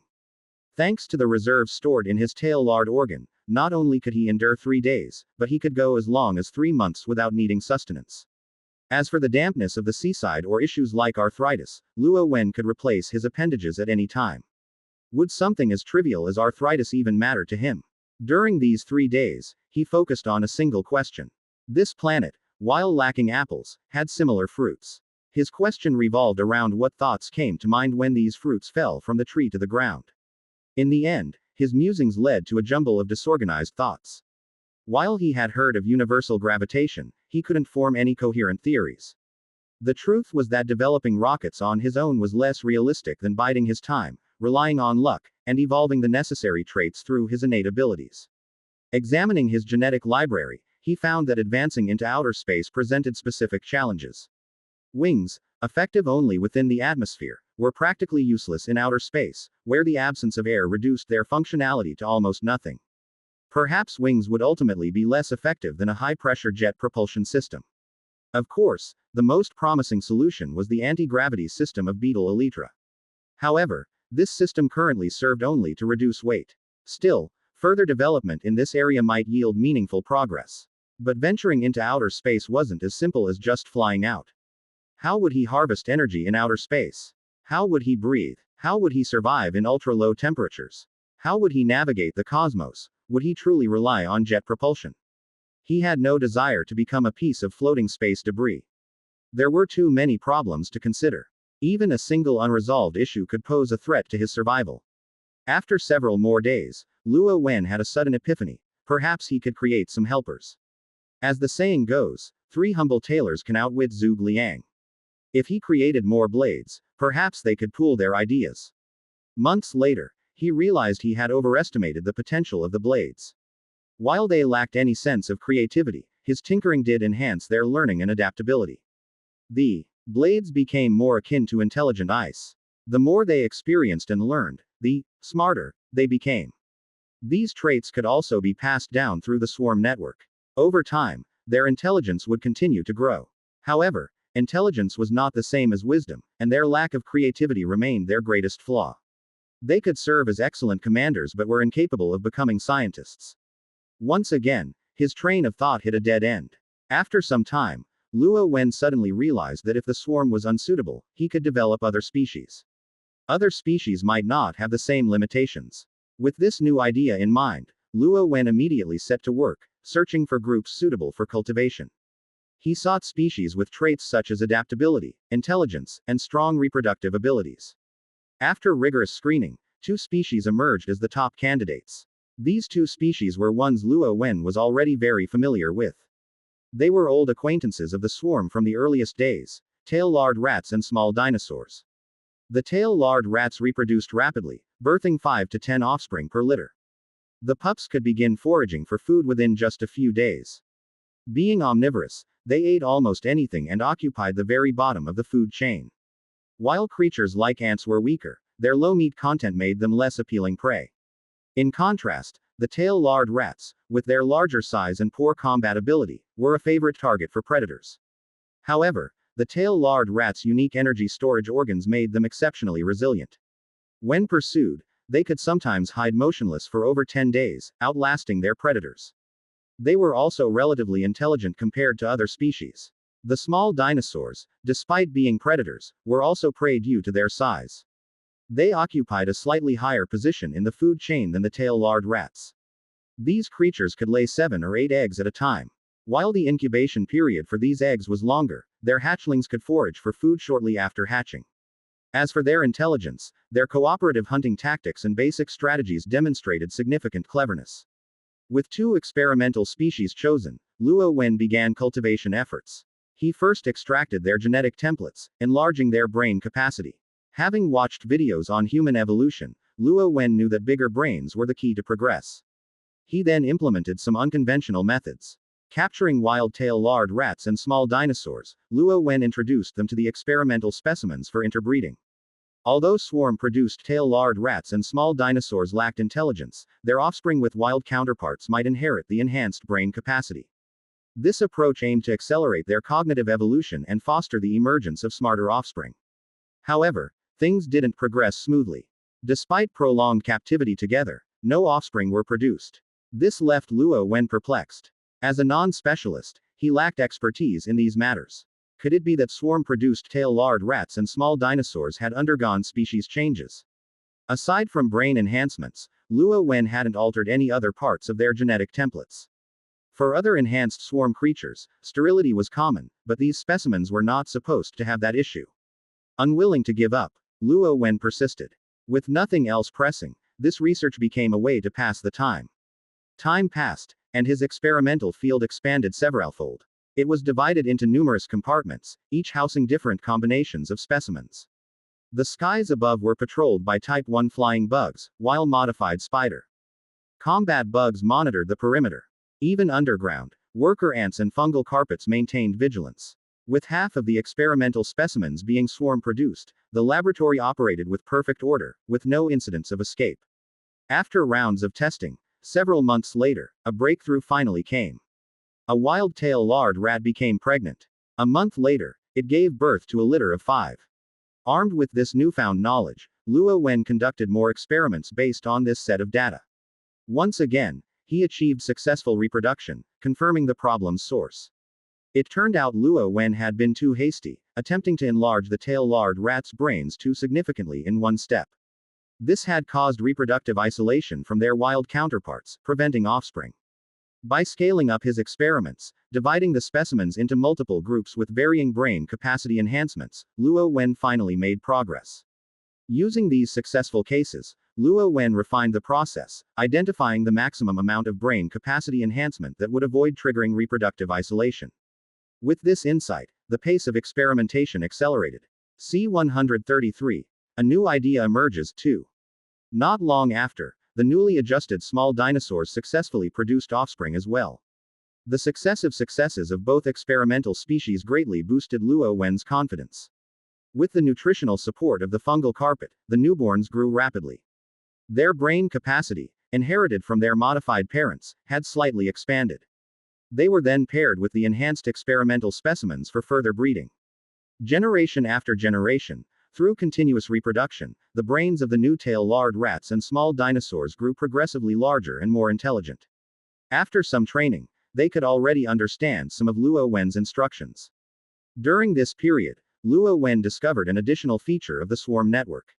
Its essence seemed to be a form of awakened psychic power that had undergone mutations due to a sacrificial infusion of special energy. However, it still retained some general abilities associated with psychic power. For instance, Luo Wen could forcibly link to certain individuals with lower psychic strength than his own, transmitting information directly via telepathy. In one of his experimental fields, two tail-lard rats crouched in front of Luo Wen. One was bred naturally, while the other was produced by a brood queen. Under the demonstration of the swarm-bred tail-lard rat, the naturally bred one quickly learned several commands, such as sitting, shaking hands, and eating. But such accomplishments seemed trivial. On Earth, domestic animals like pet dogs could easily learn these tricks with some basic training. Some even exhibited abilities like counting, yet none had ever developed scientific theories. Luo Wen began seriously recalling human evolutionary history. After brain expansion, the next milestone was mastering the use of tools, wasn't it? Thus, for a time, the experimental fields were filled with the sight of tail-lard rats and small dinosaurs wandering around with small wooden sticks, banging on things. In this regard, the tail-lard rats had a natural advantage. Their forelimbs were closer to human hands, with 4 highly flexible fingers. With minimal training, they quickly learned to use various tools. The small dinosaurs, on the other hand, had only 3 clawed fingers with stiff joints. While they could use tools, their precision in delicate operations lagged far behind the tail-lard rats.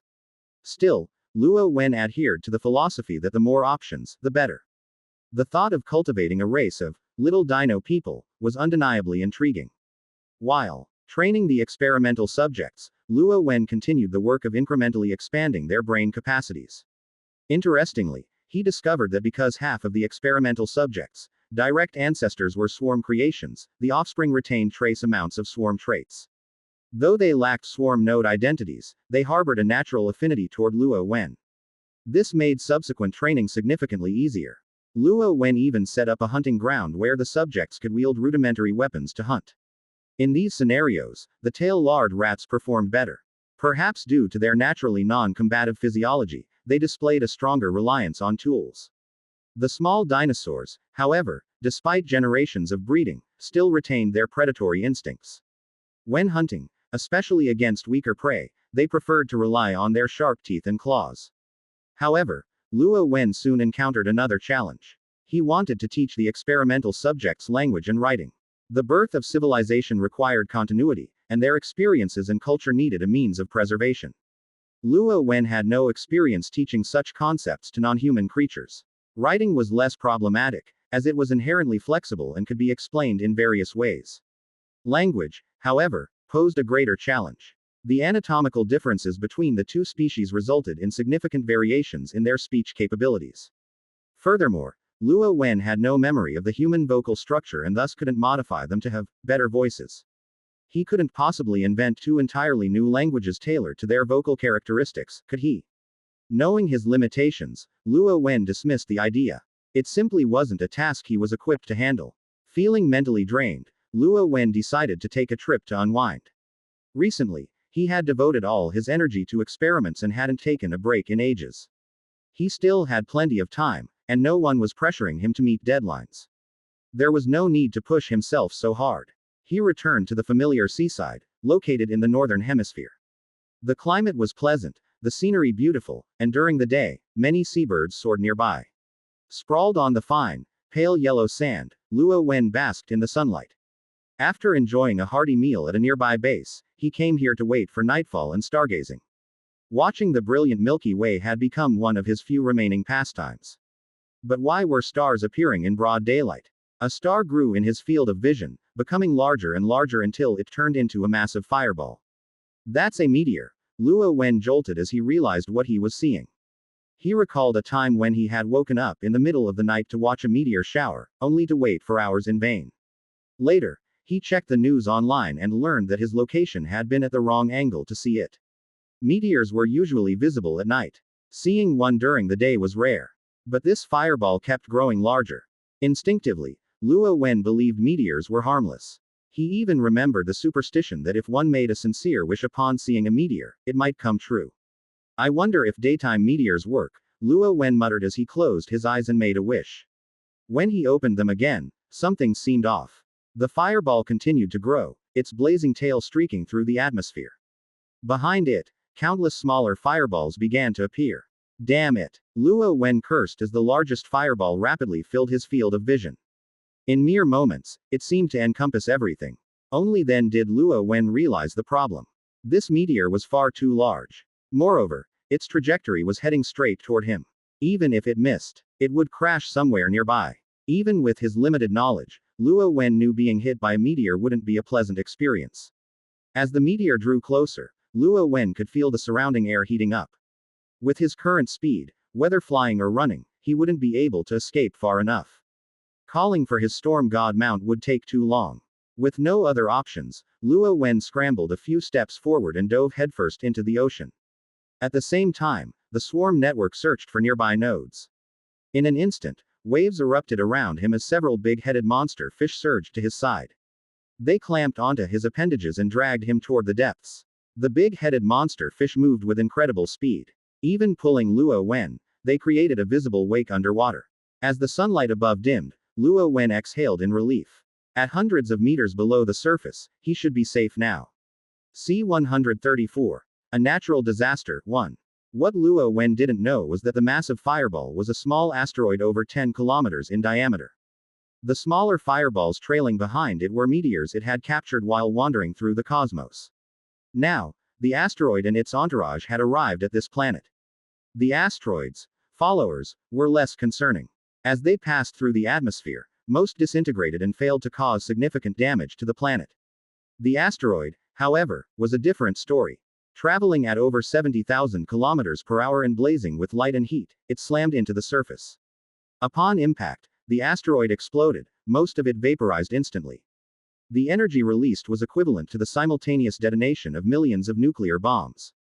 The shockwaves radiated outward from the point of impact, sending massive rock fragments hurtling into the sky and triggering catastrophic tsunamis, earthquakes, and volcanic eruptions. Within minutes, areas thousands of kilometers away were affected. Unfortunately, Luo Wen was not far from the impact site. Despite having fled to a depth of several hundred meters underwater and continuing to dive deeper, his location remained within the core blast zone. The shockwave instantly stripped away hundreds of meters of seawater. Before the water could travel far, it was vaporized. Though Luo Wen's defenses were formidable, they were utterly ineffective against this apocalyptic force. Even the heat-resistant nanomaterials in his mantis shrimp-like appendages extended his survival by only 0.01 seconds before he, too, was vaporized. As the explosion hurled rocks skyward, they began to rain down as fiery meteors across areas over 1,000 kilometers away. Any lifeforms that had survived the initial blast were now pummeled by this infernal barrage, many crushed to death. The asteroid's effects continued to spread. The dust and debris thrown into the atmosphere began to blanket the planet, blocking sunlight and darkening the skies. The once brilliant Milky Way was now obscured by a suffocating haze. The friction within the dust clouds generated intense heat, igniting wildfires worldwide and incinerating vast swaths of life. Burning rocks continued to rain down, and tsunamis swallowed the land. Yet this was merely the beginning of the disaster. After the explosions subsided, the molten rock from the impact covered an area spanning thousands of kilometers. Surface temperatures, initially exceeding tens of thousands of degrees, gradually dropped to around 300 degrees Celsius but remained unbearably high for months. Life in the surrounding region was utterly unsustainable. Even creatures that escaped the initial devastation could not endure such hostile conditions. Other parts of the world fared little better. The atmospheric dust prevented sunlight from reaching the surface. Plants that had miraculously survived the wildfires could no longer photosynthesize and began to wither. As temperatures plummeted due to the lack of sunlight, frost blanketed the land outside the impact zone. Large herbivorous dinosaurs, particularly those requiring substantial amounts of food, began to perish en masse.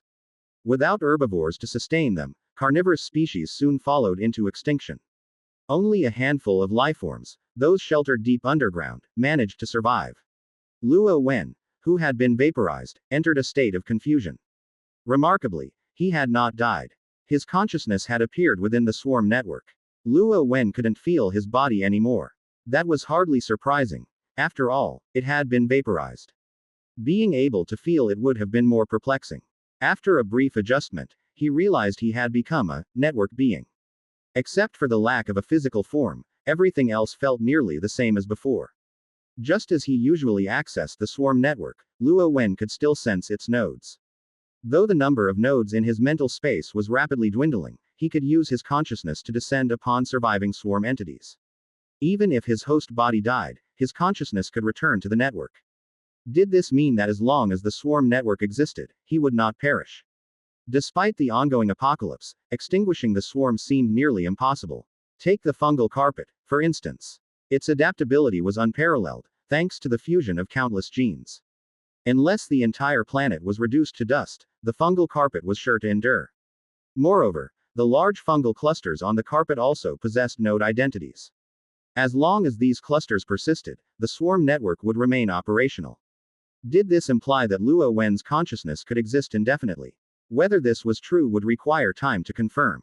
Still, discovering this hidden ability was an unexpected boon, though Luo Wen would have preferred not to learn about it in such a way.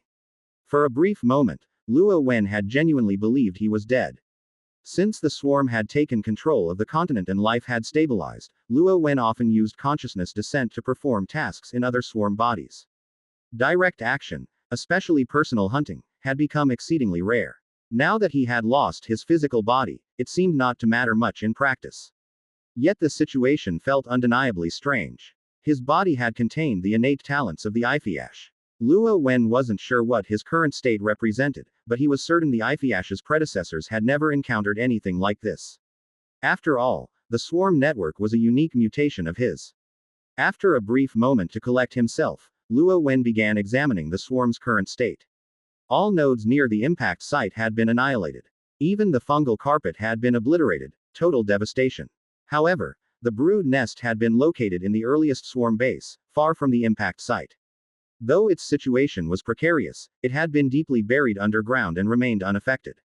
Luo Wen attempted to connect with the brood nest and found no abnormalities. Everything worked as usual. He could still access the genetic library and use the gene manipulation functions. To his surprise, he discovered another hidden feature. Previously, he had noticed the swarm network's cloud storage capabilities. He could upload his genetic library, allowing the brood nest to receive it remotely without requiring physical contact. The genetic library contained not only the genes he had collected but also his entire genetic blueprint, including the enigmatic Ifiash primal genes. When Luo Wen instructed the brood nest to produce a body based on his genetic template, the process proceeded smoothly. The surrounding fungal carpet began supplying nutrients.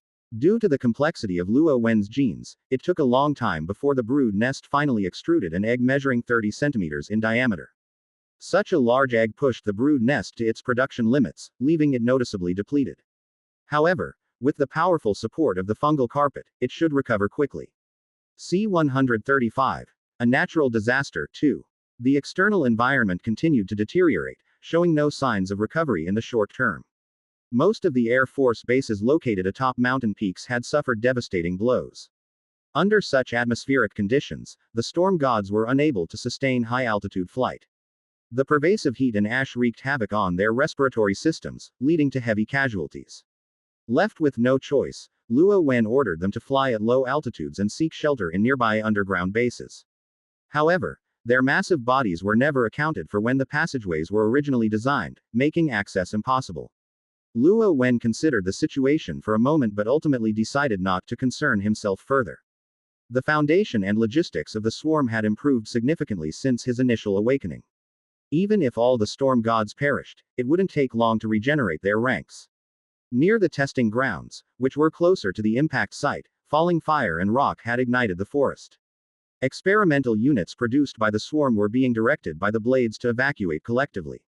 Now that the storm gods were no longer available as transport, the survival rate of these units was uncertain. As for the wild specimens, some had followed the swarm's experimental units in retreat, but many escaped amidst the chaos. Luo Wen couldn't spare attention for them at the moment. If they ran, so be it. The brood queens, worker ants, and worker drones, being situated outside the impact core zone, survived for the most part. Their long-term activity within underground bases shielded them from the first wave of shockwaves and meteorite showers. Currently, they were digging tunnels to extend the base deeper underground while relocating the brood queens to safety.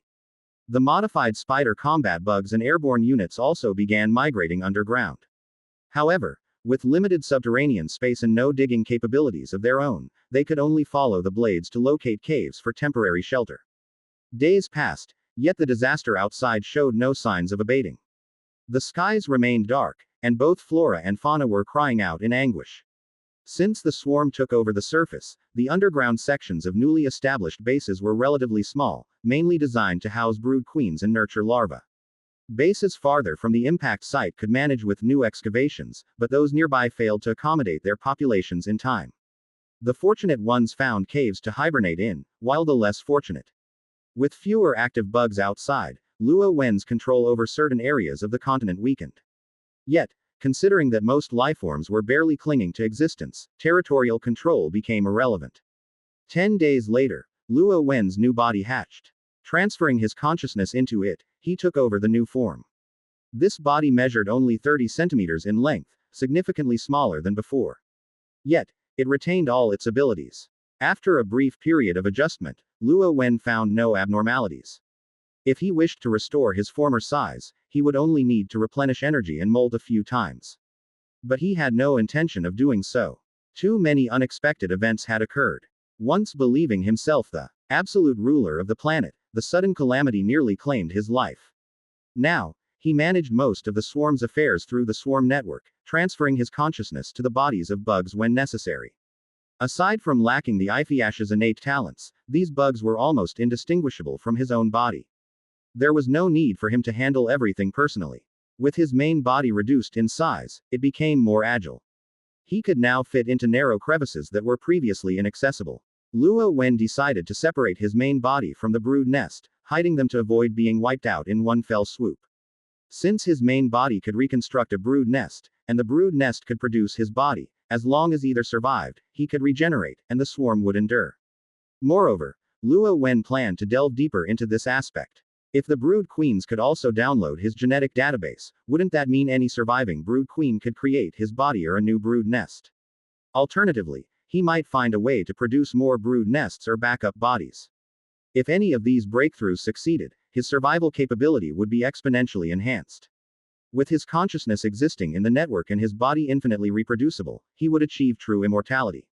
The external disaster persisted. While Luo Wen wanted to separate from the brood nest as soon as possible, now wasn't the right time. For the moment, he remained with the brood nest, instructing it and the two brood queens in the base to focus on producing burrower ants and worker ants. These two units consumed less energy, and burrower ants excelled at digging tunnels, while worker ants could assist in digging, care for larvae, and tend to the fungal carpet.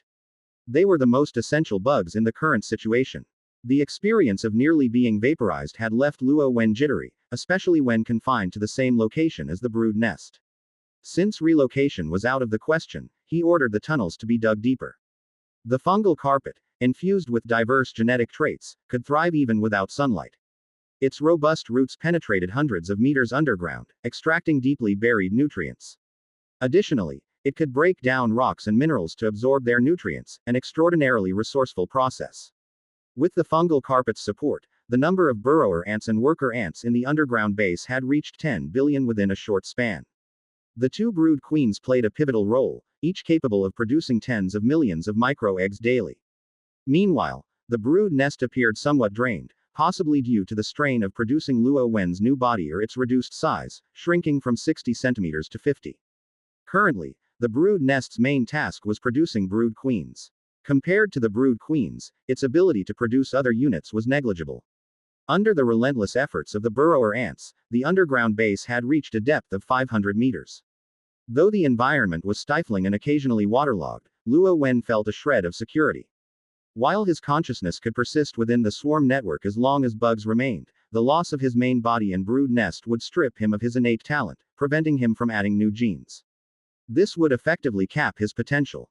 With lofty ambitions of exploring the stars, losing his talent now would confine him to being a mere planetary lord. The vastness of outer space would become unattainable, a devastating blow.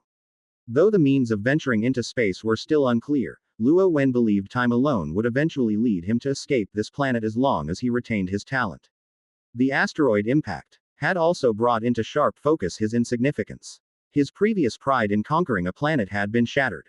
In the grand scale of the universe, even a planet was a trivial entity, and being its lord was a perilous occupation. If the swarm continued to be confined to a single planet, it would be defenseless against cosmic hazards. Conversely, spreading the swarm across the cosmos would make it nearly indestructible. Such an expansion would also guarantee Luo Wen's safety. C-136. The escaping test subjects. After a prolonged period of intense heat, the external environment began to cool significantly, with temperatures soon plummeting below freezing. The combination of darkness and cold caused a mass die-off of vegetation. Large herbivores, such as Triceratops, relied on consuming hundreds of kilograms of plants daily to sustain their massive bodies.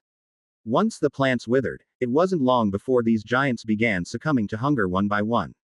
Their corpses became the final feast for carnivorous dinosaurs. After the large herbivores perished, smaller plant eaters followed closely, dying in droves from starvation and cold. Once the carnivorous dinosaurs finished their feast, they too faced extinction due to the lack of food. In contrast, small omnivorous creatures managed to survive.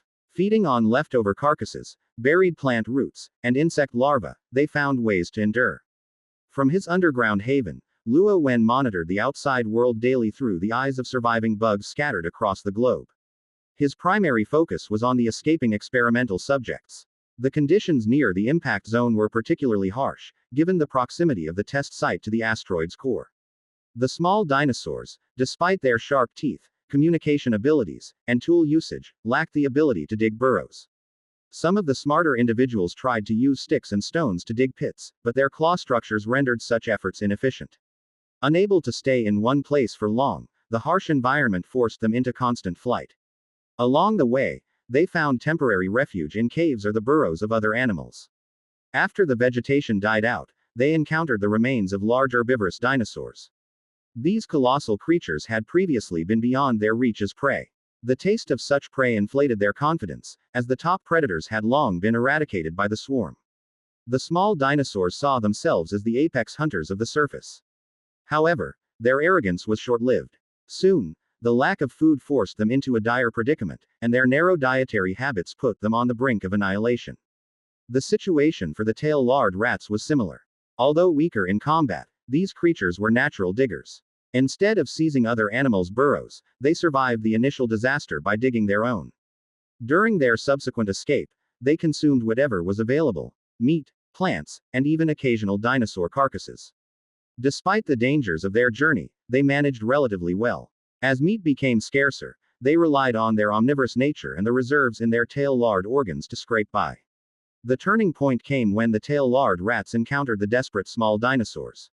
The small dinosaurs, blinded by hunger and delirium, attacked the rats without hesitation, ignoring the fact that they had once been fellow experimental subjects in the same facility. During the early days of their escape, the dinosaurs' inability to dig led to significant losses. Now, about 100 small dinosaurs remained. In contrast, the tail-lard rats, with their higher reproduction rates and lesser losses during the escape, still numbered over 300. On the surface, the rats seemed no match for the dinosaurs. Their genetic predisposition to see the dinosaurs as predators should have caused them to flee. However, the small dinosaurs were now nearly exhausted, while the rats retained some strength. Additionally, the rats could wield weapons and, through Luo Wen's experiments and education, had developed a degree of intelligence. They could comprehend their predicament. Instead of retreating, the tail-lard rats rallied under the leadership of a few particularly robust individuals and charged toward the small dinosaurs. The ensuing battle of prey versus predator was unexpectedly intense. The small dinosaurs maintained an advantage in combat strength, with their speed and coordination in small-scale skirmishes. They killed over 10 tail-lard rats during the clash. However, the rats didn't emerge unscathed either. Despite their hasty response and lack of weapons for all members, they managed to gang up on and kill 4 small dinosaurs. The conflict wasn't aimed at annihilating the opposing side. The small dinosaurs sought food. After obtaining several rat carcasses, their leader gave a few shrill cries, and leveraging their superior speed, the dinosaurs swiftly retreated with their spoils. The tail-lard rats, being forced into the fight, naturally didn't pursue them blindly. Thus, this skirmish, lasting over 20 minutes, abruptly came to an end. Although the initial clash was over, the war between the two groups had only just begun. The small dinosaurs, having fed, regained some clarity. Drawing on their experiences, they began trailing the tail-lard rat group by following their tracks. A group of hundreds of tail-lard rats found it impossible to hide their trail. Nor could they outpace the faster dinosaurs. This left them unable to shake their pursuers. With their intelligence restored, the small dinosaurs avoided large-scale conflicts. Instead, they used their speed to launch opportunistic attacks on the rats. After suffering several losses, the tail-lard rats began traveling in tight formations and avoiding solitary movement. They also started crafting weapons during their journey. A few days later, every tail-lard rat had a sharpened spear. Standing upright on their hind legs with spears in hand, they presented an imposing image. Moreover, their unified march deprived the small dinosaurs of opportunities to strike, leaving the predators starving for days. Life wasn't easy for the rats either. Grouping together reduced their ability to scavenge food, leaving them to rely on the reserves in their tail-lard organs. Unable to endure their hunger any longer, the small dinosaurs launched another attack on the main rat group. This time, armed with weapons, the rats held their ground. Both sides incurred heavy losses, with the rats losing 9 members and the dinosaurs losing 8. The dinosaurs left with several rat and dinosaur carcasses as spoils of war. The small dinosaurs, satiated, temporarily ceased their attacks, allowing the rats to gather food and replenish their energy. A few days later, another battle occurred. This time, the rats lost 10 members, while the dinosaurs suffered 7 casualties. In yet another clash days later, the rats lost 9 members, while the dinosaurs lost 11, a first where dinosaur losses exceeded those of the rats. This shift stemmed from the rats' newfound understanding of traps. One rat, for reasons unknown, had begun digging pits around the group's rest areas and covering them with rudimentary camouflage. C-137. Miracles. During one of the small dinosaurs' assaults, an unfortunate individual stepped into a trap. Though the trap was crude and only about 30 centimeters deep, it sent the sprinting dinosaur tumbling forward. Unluckily for it, the fall landed it right in front of the tail-lard rat's formation. Before the dinosaur could recover, 7 or 8 spears pierced its body. When the small dinosaurs attacked again a few days later, the surroundings of the tail-lard rat group were littered with similar improvised traps. This skirmish proved disastrous for the small dinosaurs, resulting in the loss of 13 individuals, while the tail-lard rats lost only 7. After the battle, the small dinosaur population had dropped below 100, leaving them with double-digit numbers. At this rate, complete annihilation seemed inevitable. It was then, as the small dinosaurs licked their wounds, that they stumbled upon a group of over 50 wild counterparts. Relying on their superior numbers and intelligence, they successfully absorbed the wild group, restoring their numbers to over 150. Such coincidences don't happen by chance. These 50-odd wild dinosaurs had been sent by Luo Wen. Although both groups had initially escaped the experimental site and vanished from Luo Wen's surveillance for a while, once Luo Wen had stabilized his situation and resumed control, these escapees were once again within his sight. With little else to do underground, Luo Wen had been closely observing the battles between the two groups. Through this observation, Luo Wen noted that under constant threat and crisis, both types of experimental subjects, particularly the tail-lard rats, were exhibiting explosive growth in intelligence. Luo Wen found this understandable. During the experimental phase, the original version of the tail-lard rats already had larger brains than the small dinosaurs. If brain size increased by 10% with each generation, the tail-lard rats would far surpass the small dinosaurs after an equal number of experimental cycles. Moreover, the tail-lard rats' shorter growth cycles meant they had undergone more experimental rounds. A large brain alone was just the foundation. The life and death crises they faced acted as the catalyst, activating their potential. The rapid development of their intelligence became evident when the tail-lard rats began making traps and applying them effectively. This discovery thrilled Luo Wen. He had gone to great lengths to build the experimental site precisely for such results. To maintain the pressure on the tail-lard rats, Luo Wen ensured the small dinosaurs remained a formidable threat. However, he couldn't go overboard. If the small dinosaurs became too numerous and wiped out the rats, it would undermine his experiment. After calculating the balance, Luo Wen sent over the additional wild dinosaurs. From then on, the small dinosaurs launched periodic assaults on the tail-lard rat group. The experimental subjects noticed that the newly joined, wild, individuals lacked their honed instincts, recklessly charging during attacks and even sacrificing themselves at critical moments. Within a few battles, these new members were almost entirely wiped out, while the experimental dinosaurs remained intact. Just as this wave of recruits was depleted, another group of wild dinosaurs appeared, easily integrating into the experimental group. Similarly, the tail-lard rats encountered their own miraculous reinforcements. During their escape, they absorbed several wild counterparts who fought fearlessly. With their addition, the experimental rats stopped suffering any losses. Despite this, the tension between the two groups remained high. Neither side knew the meaning of actors, much less those risking their lives for a stage performance. The two groups continued their struggle, traversing over 1,000 kilometers. This endurance alone was a miracle. By now, the environment had shifted from scorching heat to biting cold. The tail-lard rats ceased their flight and settled in a defensible ravine, where they began digging burrows. While excavating, they also set up numerous traps outside the valley. When the pursuing small dinosaurs arrived, their smarter leaders assessed the situation and decided against rashly charging into the trap-laden area. Nor did they retreat. With food becoming increasingly scarce, leaving the area presented too many uncertainties. They chose instead to claim nearby territory, encouraged by a particularly clever, wild dinosaur among them. However, settling down wasn't easy for the small dinosaurs, who lacked burrowing skills. It was then they, miraculously, discovered a cave of suitable size and location. The cave was small at the entrance but widened as it extended underground, revealing a series of larger chambers. Additionally, they found 2 more exits, both small and concealed, making them easy to defend or block. The cave was also well insulated and warm. Each group now had a base of operations. As their lives stabilized, their reproductive instincts surfaced. Soon, some of the tail-lard rats and small dinosaurs became pregnant. With their populations replenished, a prolonged war began. The small dinosaurs continued their intermittent raids on the rats' base, though the terrain limited their success. Whenever they were on the brink of starvation, they would stumble upon some food. The tail-lard rats scoured the underground for plant roots and insect larvae, but their yields dwindled over time. Even the branches and leaves covering their valley traps were consumed, leaving them in dire straits. Then, under the guidance of a wild counterpart, they learned to farm. Through trial and error, they identified a shade-tolerant crop.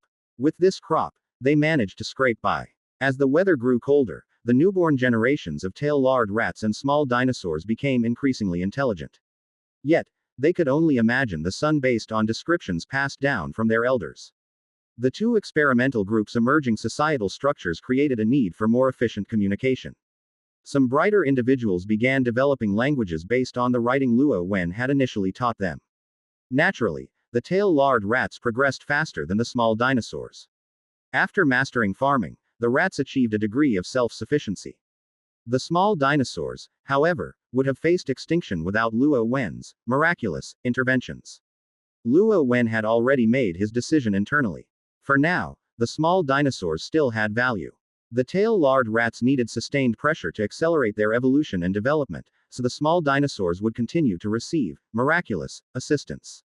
C-138. The Evolution of Civilization 1.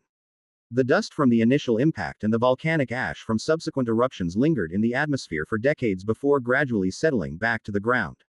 As the air cleared and the dust thinned, the Earth once again basked in sunlight. Temperatures began to rise, and the frost on the ground melted. After a few heavy rains, life started to flourish again, and the airborne particles rapidly diminished. Early in the morning, a few juvenile tail-lard rats crawled out of their burrows. Although the PM 2.5 levels in the air remained high, they were no longer a barrier to outdoor activity. TN. PM 2.5 refers to fine particulate matter that is 2.5 micrometers or smaller in diameter. These tiny particles can remain suspended in the air and are harmful to health when inhaled. These younglings were fortunate. The ancestors of their ancestors had only imagined what the sun looked like, and now, they could see it for themselves. The tail-lard rats reproduced rapidly but lived short lives, rarely surviving beyond a decade. Over these decades, countless rats perished from natural causes, not to mention those lost to wars and accidents. Their greatest enemy at the time had disappeared in the historical tide after battling them for over 2 decades during the calamity. With no predators left, the population of the tail-lard rats exploded. They expanded their underground burrows and farms repeatedly, yet it was never enough to contain their growth. Then, internal wars broke out. In just a few decades, over a dozen civil wars erupted among the tail-lard rats, each costing countless lives. After every war, resources became abundant again, leading to a period of peace. However, this cycle of population explosion and civil conflict continued until they discovered the light. The surviving tail-lard rats could not comprehend the meaning of light. Just as they couldn't understand the concept of the sun or the divine beings their ancestors had spoken of. These tales, along with their language and script, were passed down from their forebears. Legends told of their race and their ancient adversaries being primitive beasts before a god took pity on them, granting them intelligence and teaching them knowledge. However, their ancestors were too foolish, angering this god, who then punished them. A colossal fireball descended from the heavens, obliterating their homeland. Much of what happened afterward is unrecorded, as few written accounts survived that time. Many were lost during civil wars. What remains now is largely oral tradition. The legends describe the god as compassionate and merciful. In his later years, the sage who introduced agriculture revealed the truth. Agriculture was not his invention but a gift from the god, who had not forsaken them.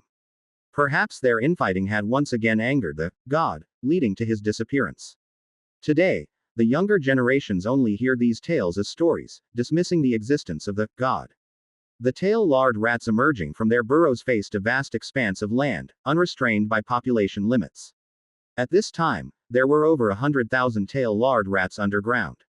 After some deliberation, they divided into dozens of groups and set off in different directions. The tail-lard rats had entered the tribal age. Luo Wen carefully nurtured this seed of civilization. He realized that excessive interference might hinder their development. Thus, beyond some necessary guidance and assistance, he refrained from intervening in their affairs, including their civil wars. After several generations, the tail-lard rats had become more intelligent than their ancestors. They had grown accustomed to using tools and adapted to walking upright. In them, Luo Wen saw echoes of Earth's early hominids. The post-catastrophe planet was in ruins, but with no natural predators, the tail-lard rats rapidly spread across the continent. Their expansion was astonishingly swift. The previous experimental area was now too small to contain this burgeoning civilization. Luo Wen decided to broaden the scope of his experiment, designating the entire continent as their new field of development. To avoid disrupting the tail-lard rats' growth, Luo Wen removed all large insect beasts and fungal carpets from the continent, leaving only small ants and flying insects to serve as observational aids. As for Luo Wen himself, he wasn't idle. He headed to the ocean to further develop the swarm. At the very least, he aimed to maintain the strength needed to control the situation should the experiment spiral out of control. The planet's oceans were several times larger than its landmass, and despite the calamity, the seas still teemed with genetic samples. Over the years, Luo Wen had not been idle. Aside from observing his experimental subjects, he had gained new insights into his abilities and genetic composition. However, escaping this planet remained a distant goal. Luo Wen was not one to pin his hopes on a single method. Within his capabilities, he explored multiple paths. Self-evolution, discovering unique genes, and nurturing civilizations were just a few. Heading to the sea to collect samples was only part of the plan. His second goal was to separate himself from the brood nest. Luo Wen had long been uneasy about being near the brood nest. For the sake of the swarm's future, he decided to leave the brood nest in an underground base that had been excavated to a depth of 2,000 meters over many years. This task had not been easy for the swarm. Beyond a certain depth, each additional meter of excavation required extensive reinforcement work, which was exceedingly tedious. Luo Wen's main body, meanwhile, would move toward the ocean depths. He recalled his earlier knowledge that the challenges of developing the deep sea were on par with venturing into space. Resisting the intense pressure of the deep sea was no simpler than surviving in space. Since space exploration was temporarily out of reach, he would first conquer the deep sea. The immense pressure of the ocean depths, Luo Wen believed, would serve as a catalyst to push his innate abilities to their limits, enhancing his strength. The rapid reproduction of the tail-lard rats also accelerated the progress of their civilization. With no natural predators, their population surged from 100,000 to over 1 billion. This population boom strained resources and led to the emergence of social classes. Some clever tail-lard rats began employing others for labor. Subsequently, trade practices emerged, leading to the birth of commerce. At this point, the legendary god reappeared. Several tribal chieftains and wise men claimed to have received the god's favor, stating that the god had taught them numbers for calculation and trade. They also claimed the god resided on the moon, and if they could reach it, they might meet him. When asked what the god looked like, their descriptions varied widely. Some said it was a beautiful bird, others a kind of flying insect, and still others a giant ant. The tail-lard rats doubted their claims, believing the god to be a fabrication. Yet the knowledge of numbers spread, facilitating trade. Meanwhile, the desire to reach the moon quietly took root in their hearts. C-139. The evolution of civilization 2. According to incomplete statistics, inventors among the tail-lard rats suddenly multiplied. Publicly or secretly, they employed various methods in an attempt to fly. Although they vocally denied believing in the existence of a god, their actions betrayed their curiosity. Unfortunately, the tail-lard rats' tools were still primitive. Those who built large slingshots to launch themselves into the air were considered advanced thinkers. Most rats simply climbed the tallest trees in their vicinity and leapt off in acts of faith. This led to a significant number of casualties. Luo Wen, who was always observing, couldn't help but laugh and cry at their antics. Fortunately, with the tail-lard rats' large population, these losses were manageable. Surprisingly, this wave of experimental failures ignited a certain passion among the rats.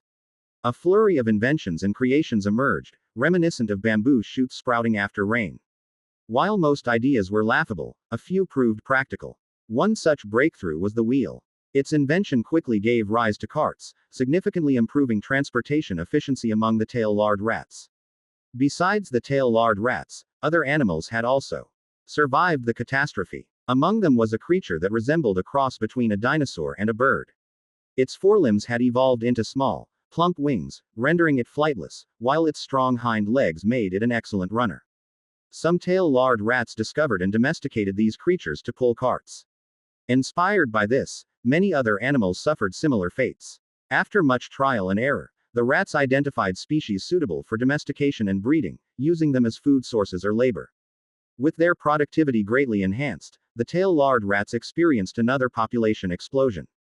However, as per capita resources dwindled, wars erupted once again. It is often said that war is a catalyst for technological progress. This might be nonsense when both sides possess city-destroying nuclear weapons, but in primitive societies, there is some truth to it. During wartime, rulers invested heavily in manpower and resources to develop weapons. Numerous military inventions emerged, including war chariots and crossbows. In the later stages of war, even metal tools made their debut. At this stage of civilization, Luo Wen found himself out of depth. He had been an ordinary person in his previous life, and most of the knowledge he had learned over the years had long been forgotten. Furthermore, as an alien world, it was uncertain how applicable Earth's knowledge would be here. Although he could no longer assist the tail-lard rats in advancing scientific knowledge, he could still guide them in other areas. As a result, the rulers of the tail-lard rats gradually learned about concepts such as family planning and eugenics, and came to understand their significance. Over the next decade, the tail-lard rats fought several more wars. Afterward, the thousands of tribes were consolidated into 5 major powers. By this time, Luo Wen had reached the seabed at a depth of 8,000 meters. The atmospheric pressure here was astonishing, with nearly a ton of weight pressing down on an area the size of a fingernail. Luo Wen had drawn inspiration from various sea creatures to reach this point. First, after several molts, he replaced his exoskeleton with a soft cartilage structure. This spongier material was more resistant to pressure than hard bone, though its defense capabilities were poor. Luo Wen was experimenting with combining the strengths of both to create a new type of armor. Furthermore, the immense pressure here could collapse even the protein structures at the cellular level. To combat this, his body produced a high concentration of oxidized compounds that stabilized his physical structure. In addition to these adaptations, Luo Wen acquired many other fascinating skills. For example, in the lightless deep sea, many organisms produced their own light. Their unique understanding of bioelectricity proved invaluable. Luo Wen quietly absorbed these discoveries. Deep-sea resources were scarce, so he prioritized modifying the fungal carpet. Its inherent adaptability made it ideal for integration with deep-sea genes, allowing it to take root and provide Luo Wen with a steady energy supply. Meanwhile, the tail-lard rat's civilization evolved rapidly. Some rulers recognized the power of technology and, guided from the shadows, began to promote education and nurture talent. However, due to their short lifespans, tail-lard rats' leaders changed frequently. Some resisted progress, but they invariably met with strange accidents. The same lifespan issue plagued the rats, intellectuals. Advanced scientific knowledge required time to learn and accumulate, and the tail-lard rats' mere decade-long lives made such accumulation impossible. Consequently, their technological progress stagnated after reaching a certain level. Luo Wen, observing this issue, quickly deployed a batch of swarm-modified tail-lard rats carrying longevity genes. Thanks to their incredible reproductive efficiency, the gene spread rapidly. The rats' maximum lifespan increased steadily, enabling technological progress to resume. However, the longer-lived rats faced severe population pressure, and soon resource conflicts led to war once more.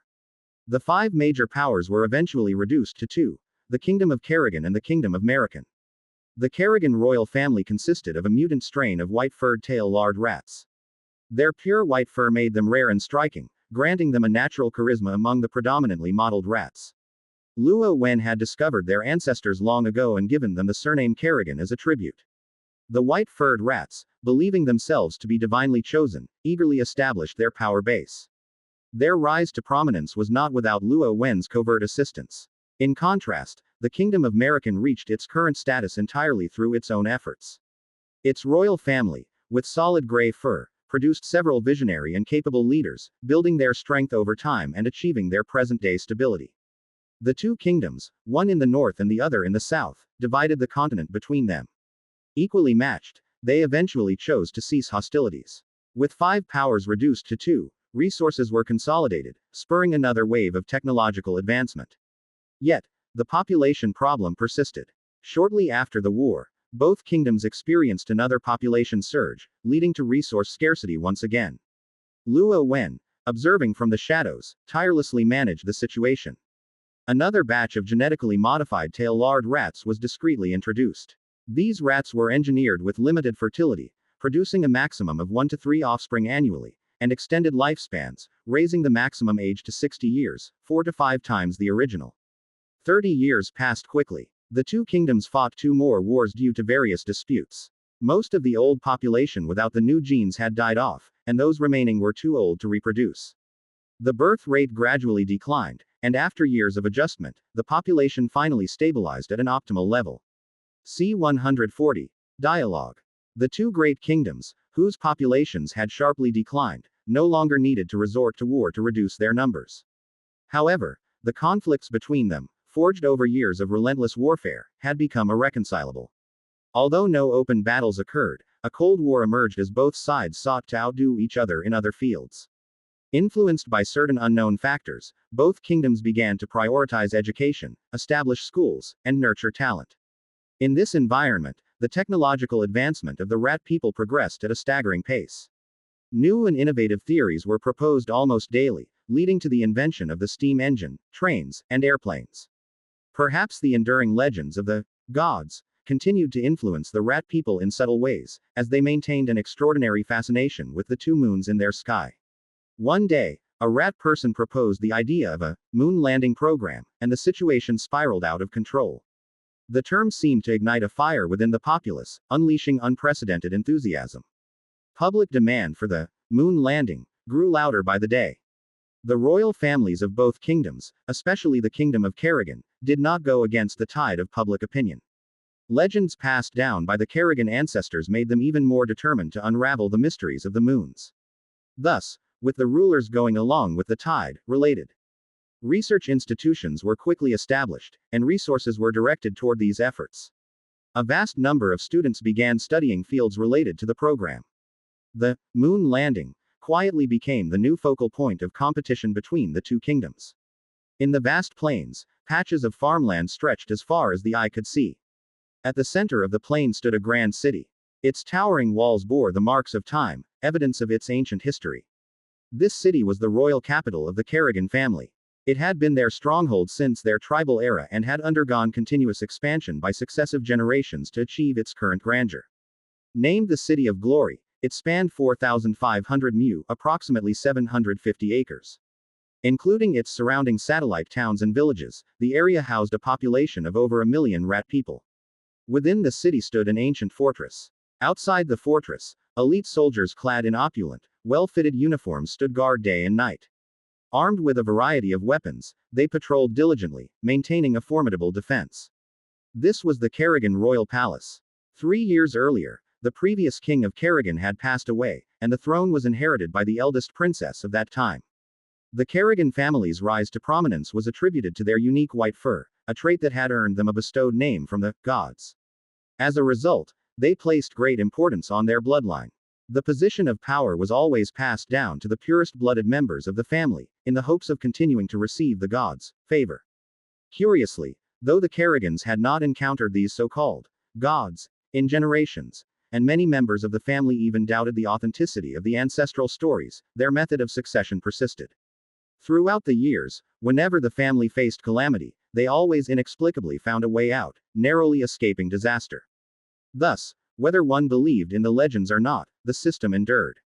Over time, intermarriage diluted the Kerrigan bloodline, and pure white-furred family members became increasingly rare. In the current generation, only the eldest princess bore the unblemished white fur. As such, there was little need for a struggle for succession. The eldest princess received unanimous support and ascended the throne without opposition. In a large room of the royal palace, tall, dark wooden bookshelves lined the walls.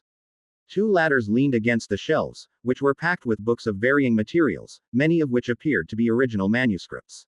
In one corner of the room, an incense burner emitted a subtle fragrance that calmed the mind. Against another wall stood the skeleton of a colossal creature. At the center of the room was an ancient long table, upon which lay a massive stone tablet etched with intricate patterns. An elderly male rat person, wearing a monocle, held a magnifying glass as he carefully examined the tablet. Suddenly, the room's large doors swung open, and a female rat person stepped inside. She was dressed in a luxurious robe of red and gold. Though young, she carried an air of authority. Her pure white fur and striking red eyes gave her an elegant and refined appearance. "Teacher Morgan, have you uncovered another treasure?" the female rat asked as she glanced around the room. Noticing only the old scholar was present, her stern demeanor softened. She bounded forward and cheerfully addressed him. "Your Majesty, you should mind your decorum," the elder rat said, adjusting his monocle and giving a slight bow. "Teacher, haven't I told you to just call me by my name when Tella isn't around?"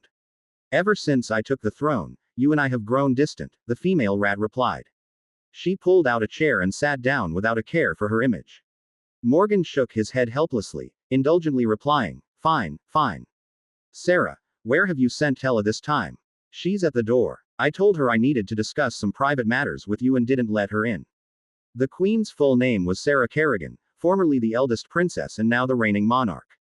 The Kerrigan family's naming tradition was unique.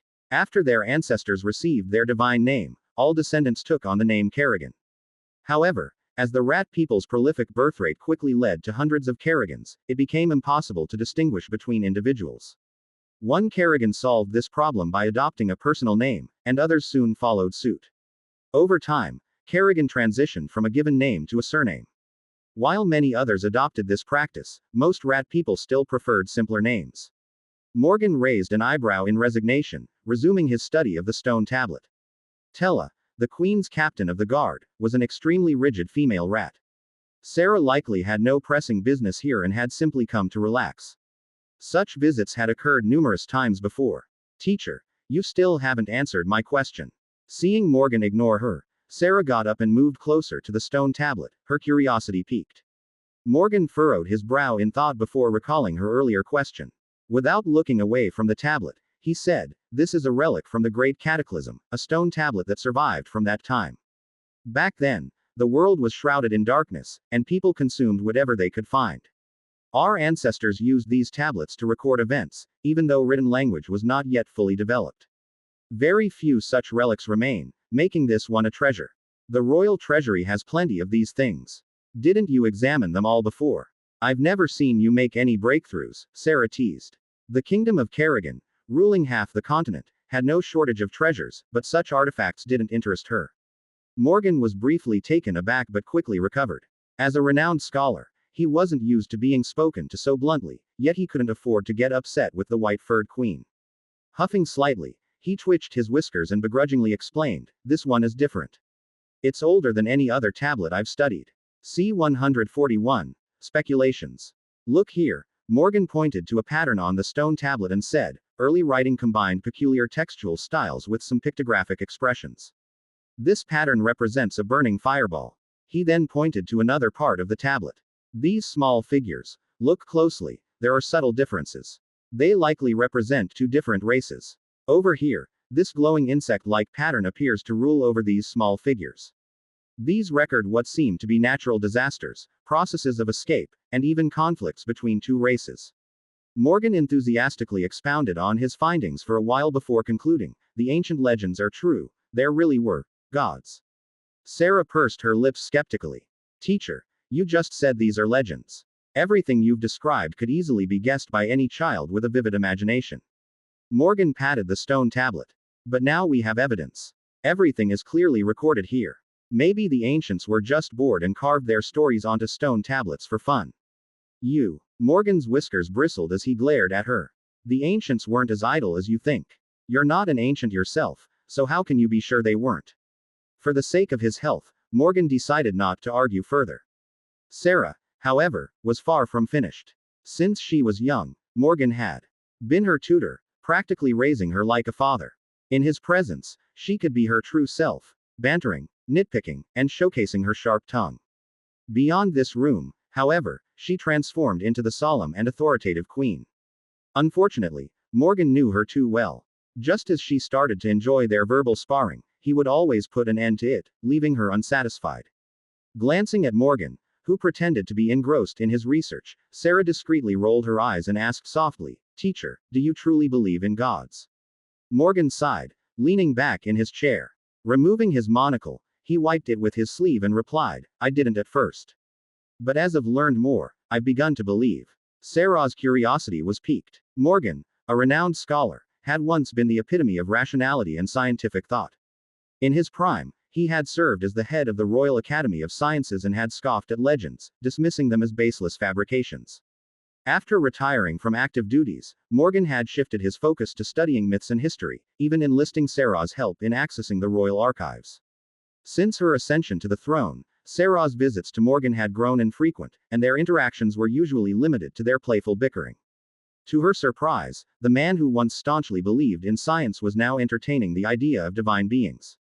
After a pause, Morgan continued, "A few years ago, someone proposed a theory of biological evolution, a hypothesis about the origins of species.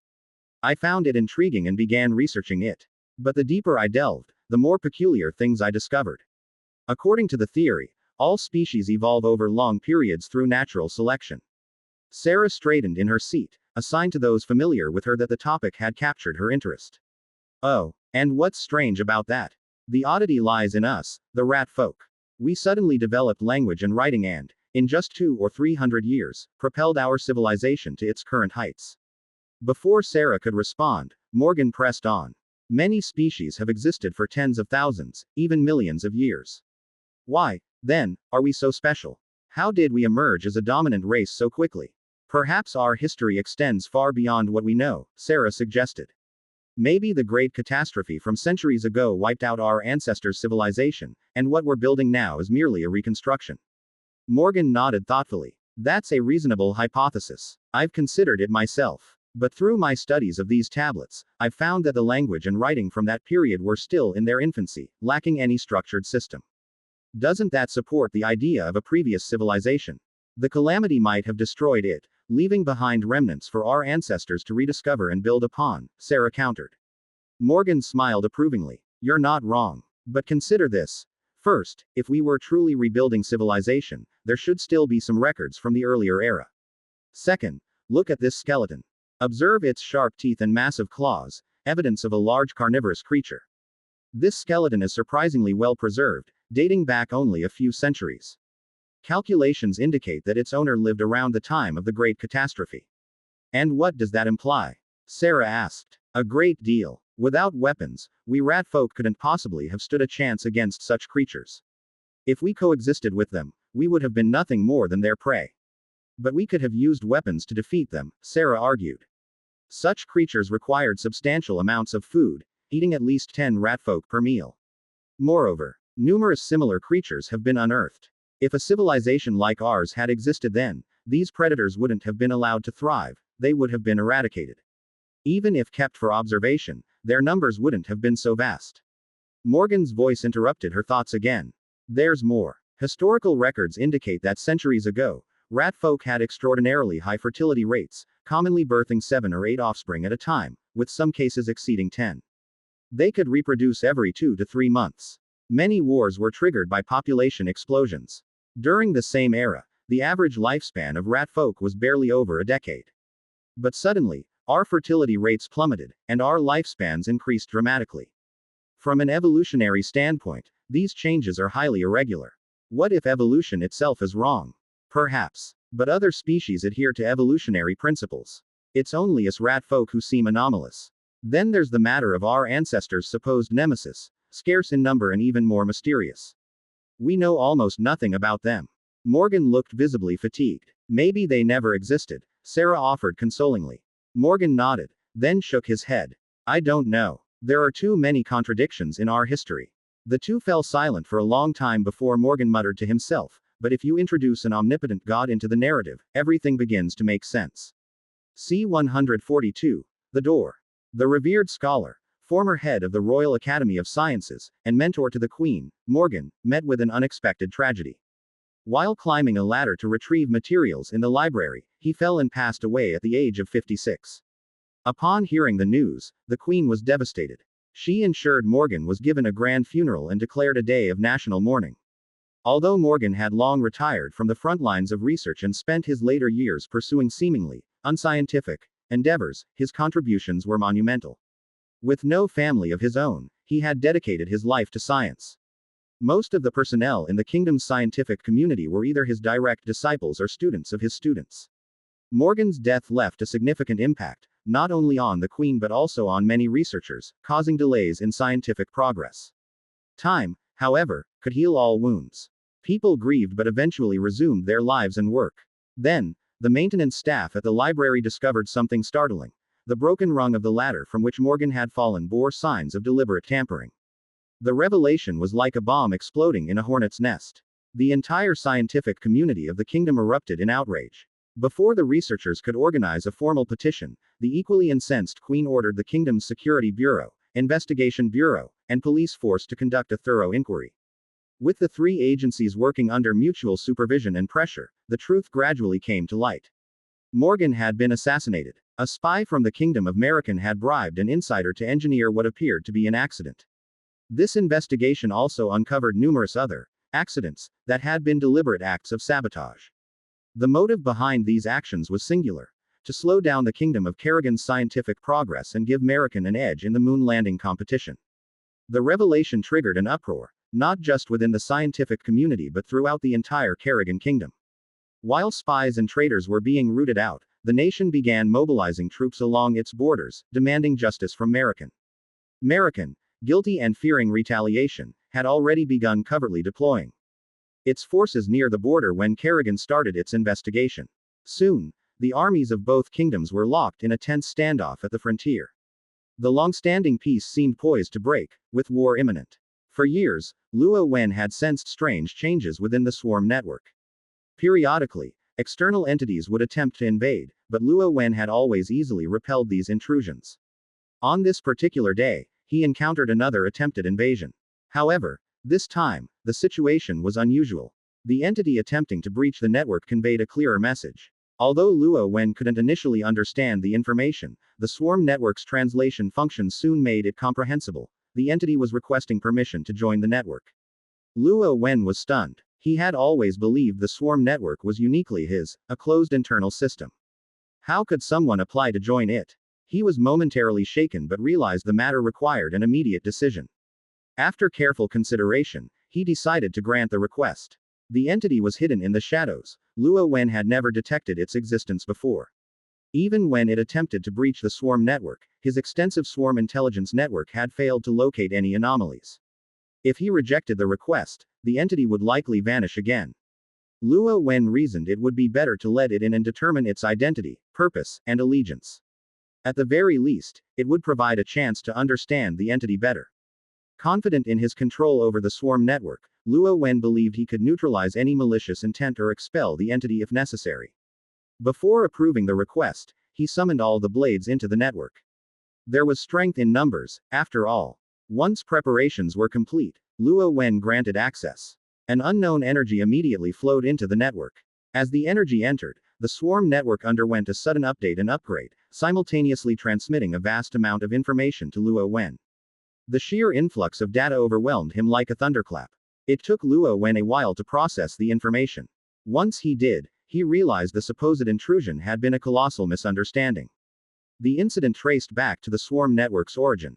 It had been created through Luo Wen's innate talent, combined with the sacrificial energies of countless bugs. These energies, encompassing life, spirit, and soul, had imbued the network with unique properties and abilities. As an extension of Luo Wen's talents and abilities, the swarm network naturally inherited these traits. Luo Wen's bond with the brood nest meant the nest also shared these capabilities. The civilization of the rat folk had unknowingly carried remnants of this connection. Their ancestors had once been Luo Wen's experimental subjects, leaving them with subtle brood nest markers in their biology. For instance, Luo Wen could establish telepathic connections with rat folk and dinosaur people but not with other species, partly due to these markers. As the intelligence of the rat folk advanced, some individuals began exhibiting extraordinary mental capabilities. The brood nest marker granted them a kind of identity verification, while their burgeoning mental strength served as the key to use it. However, having a key wasn't enough. They needed to find the door. Finding the door was relatively straightforward. It required resonating with Luo Wen or the swarm network, a complex interplay of emotions, including longing, belief, and reverence. When these feelings reached a threshold, the door became apparent. Simply put, when a rat person died, the physical cessation often triggered a brief surge in mental energy. In their final moments, the sublimation of emotions allowed them to sense the door. The door was, in fact, the outer security and identification system of the swarm network. The brood nest marker gave rat folk the right to knock on this door. What Luo Wen had previously dismissed as unknown biological intrusions was merely their attempt to gain entry. Once Luo Wen granted access, the entity would enter the network, its mental form restructured to serve as a node. This process would integrate it into the swarm network and equip it with a friend or foe recognition system. As a swarm network node, the entity would pledge unwavering loyalty to Luo Wen. Other than this allegiance, their personality and consciousness would remain unchanged. Whether they were still the same individual post-transformation was a philosophical question Luo Wen chose not to dwell on. C-143. Discussion begins. Having understood the context, Luo Wen was left speechless. Before encountering this spiritual entity, he had experienced numerous invasions. However, it seemed that the rat folk simply lacked sufficient mental strength. They could find the door, but couldn't explain the reason for doing so. leaving Luo Wen unnecessarily paranoid for a long time. It was akin to someone knocking on a door, and when the homeowner asked, "Who's there?" the person outside remained silent but kept knocking. Naturally, the homeowner wouldn't easily open the door. This time, though, the visitor responded with a vague, "It's me." While not offering much information, it opened the possibility for dialogue. Weighing the situation, the homeowner might just decide to open the door. Yes, that was the general idea, right? Once the spiritual entity merged into the swarm network and acquired the status of a node, it became indistinguishable from other swarm units. Due to its absolute loyalty to Luo Wen, he could effortlessly delve into its mind using telepathy to examine its past life. Upon investigation, Luo Wen discovered that this spiritual entity was once Morgan, a mentor to the Queen of the Kingdom of Kerrigan and the former director of the Royal Research Institute. After confirming that this energy posed no further threat, Luo Wen released his restraints on it and granted it network access, albeit at the lowest level. However, the recent activity seemed to have drained Morgan significantly, and he had not yet awakened. Still, it wasn't feasible to leave him perpetually confined within the swarm network, was it? Staring at the spiritual entity before him, a rare experimental subject, Luo Wen's scientific curiosity ignited. When Morgan had fallen off the ladder, darkness gradually enveloped him. He knew death was imminent. Although many things weighed on his mind, he had long come to terms with mortality, having lived a long life by rat folk standards. What he regretted most was dying without ever knowing if gods truly existed, a deeply dissatisfying end. At that moment, however, he felt something guiding him. Following this intangible sensation, he lost all awareness. When he regained consciousness, everything had changed. He had become a bug. It took him a while to accept this reality and adapt to his new body. Reflecting on his last, blurry moments before death, he wondered, could this be the realm of the gods? Luo Wen was unaware of the rat folk's complex inner monologues. Although he could forcefully peer into their minds, he refrained from doing so. It had been far too long since he conversed with a sentient being. His previous encounters with the rat folk and dinosaur people were more about playing tricks and less about true communication. This rat folk might be the first subordinate capable of holding a normal conversation with him. For the sake of future cooperation, and out of respect for a fellow intelligent life form, Luo Wen decided not to invade Morgan's thoughts. Still, while Morgan was unconscious, Luo Wen had conducted a few experiments. He hoped Morgan would appreciate the body he had gifted him. Morgan, untainted by exposure to web novels, had a relatively constrained mindset. Assuming he had entered the divine realm, he reasoned that many depictions of gods in historical records involved insect-like appearances. After acclimating for some time, Morgan crawled through a passage and emerged from an exit, where he spotted a bug resembling him, silently watching. In an instant, a profound sense of authority washed over Morgan. His body and soul both screamed that the bug before him held supreme importance. Instinctively, he linked to the other entity, receiving its approval. Excited, Morgan exclaimed, "Are you God?" Luo Wen was satisfied with Morgan's attitude. He had waited for this moment for so long. Clearly, the swarm network's modifications had been effective. Just as he was deliberating his next words, Morgan continued, "No, you must be Her Majesty the Queen. I served the Queen in life and now serve another in death." What an honor. Had Luo Wen's face not been covered by the exoskeletal armor of this bug body, it would have been contorted with confusion. Dismissing his deep, mysterious act, Luo Wen addressed Morgan directly. Morgan was the first intelligent life form converted and was still in an experimental phase. Clearly, something had gone awry for him to spout such nonsense. "What queen?" Luo Wen demanded. "My body and soul tell me that you are the origin of our swarm. Therefore, you must be." "Enough." Luo Wen cut him off sharply, clearing his throat before introducing himself. "I am the Swarm Overlord, codename F2A. From now on, I do not want to hear any other titles. But, if you'd prefer to be remade, by all means, continue." Morgan, a rat folk well versed in court and workplace politics, wisely decided against unnecessary trouble and promptly responded, "Understood, Overmint. I get it." Relieved, Luo Wen no longer fixated on titles. Listening to Morgan's self-introduction, he cross-checked the details with his own knowledge. Everything seemed transparent. Morgan had concealed nothing and answered every question without hesitation. The swarm network had proven reliable, and this conversion was a complete success. Originally, Luo Wen's intention was simply to cultivate a civilization in secret, leveraging their capabilities for technological research. This unexpected development, however, prompted him to reconsider his plans. Luo Wen began transmitting details about the swarm's structure and future goals to Morgan. Given Morgan's previous status as a scholar, additional input could be invaluable. After some time digesting the information, Morgan pondered aloud, Overmind, under current circumstances, I believe a unified rat folk empire would greatly benefit our future progress. Oh, explain, Luo Wen prompted. The technological competition between the two major kingdoms accelerates development but wastes immense human and material resources through redundant research. If we could consolidate their resources, it would dramatically advance your plans.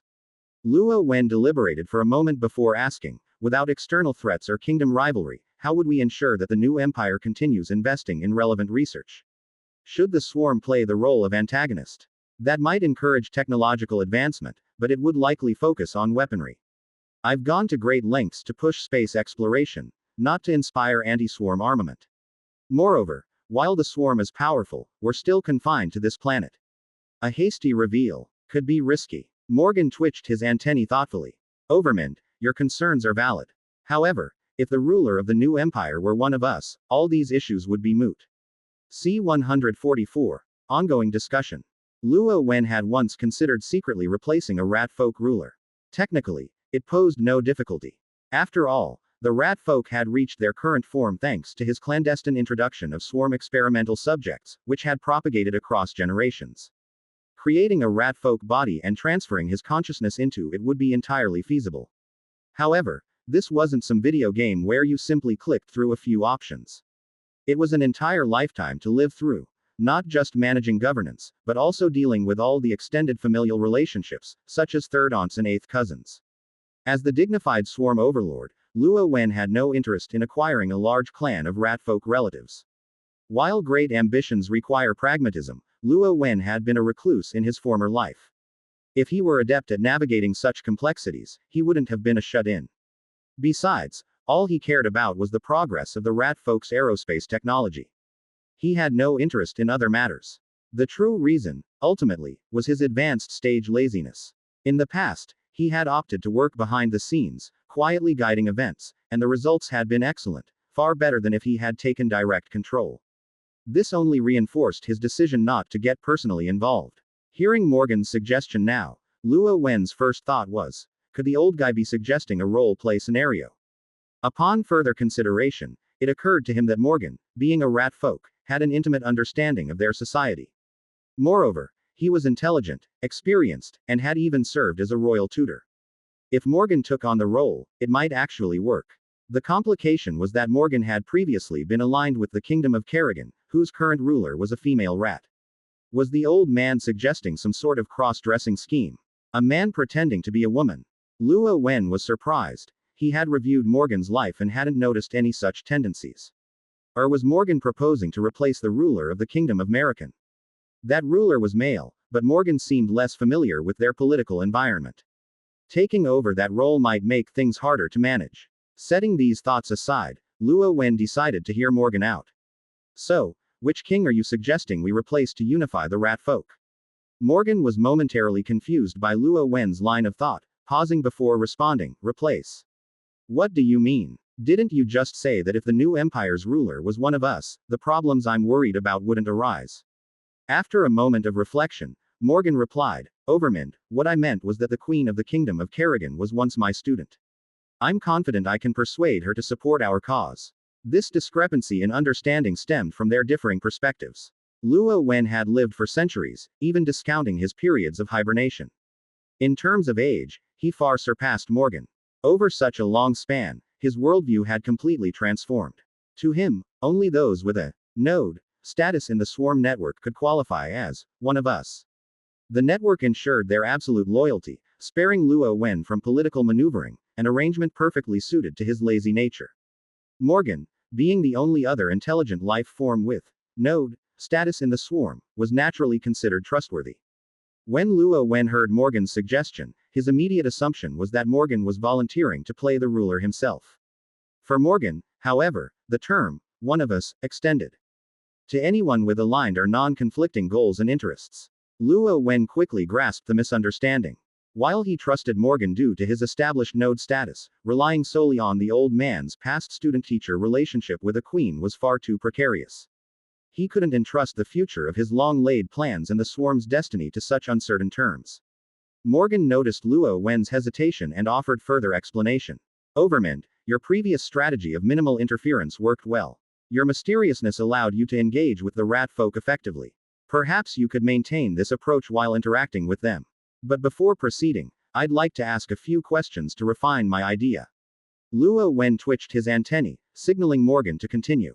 Overmind, after my death, how did I end up in this bug body?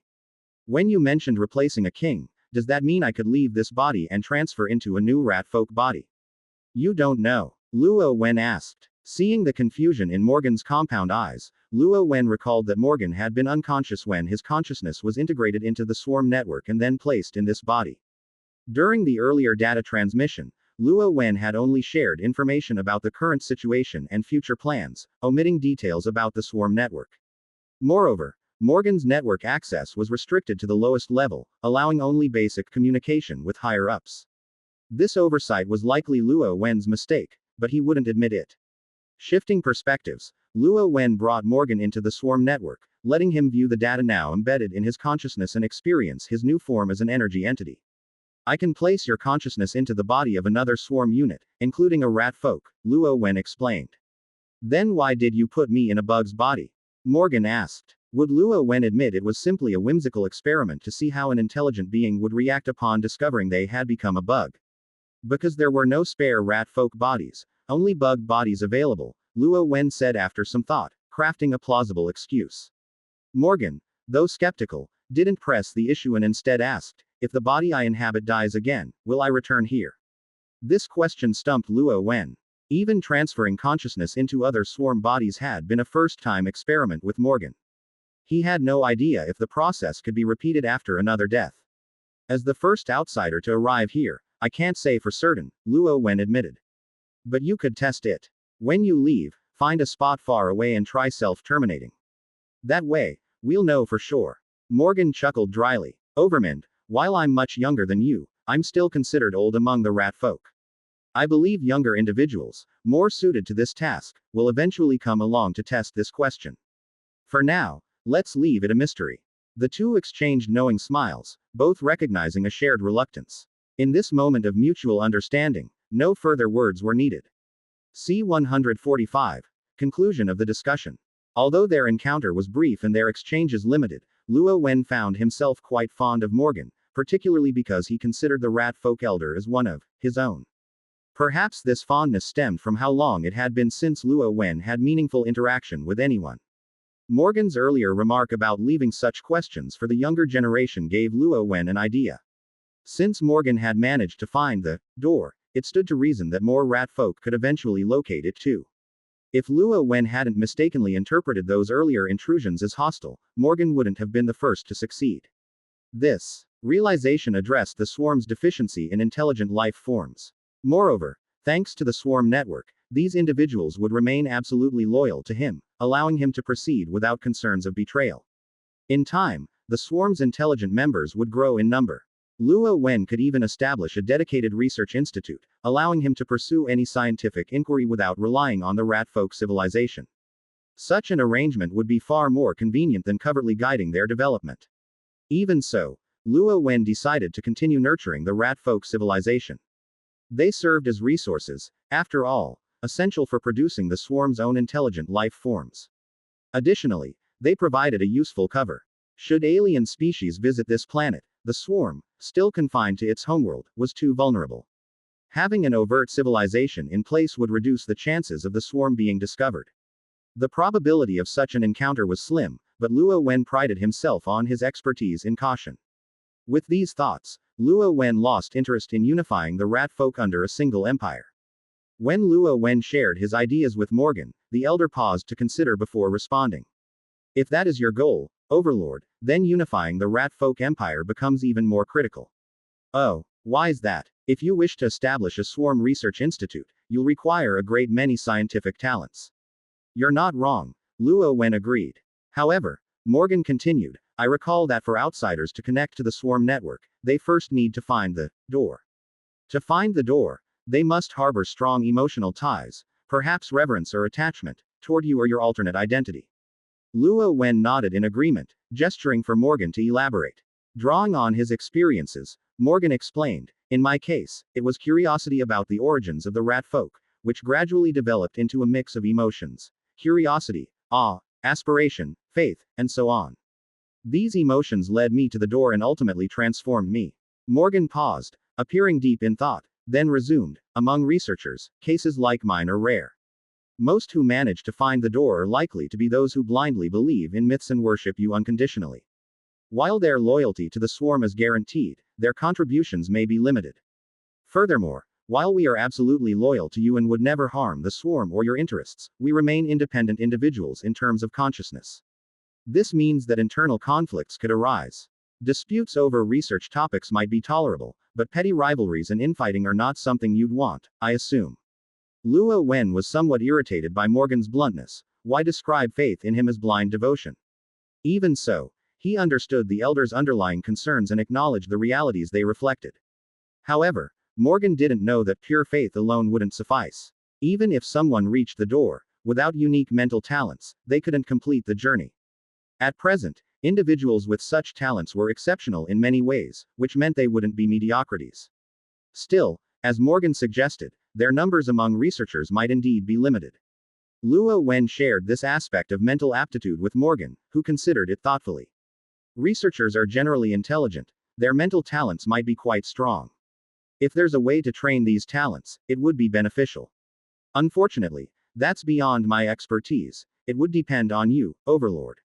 Luo Wen wanted to explain that this talent of his had developed instinctively during a period of hibernation, and he had no idea how to train it.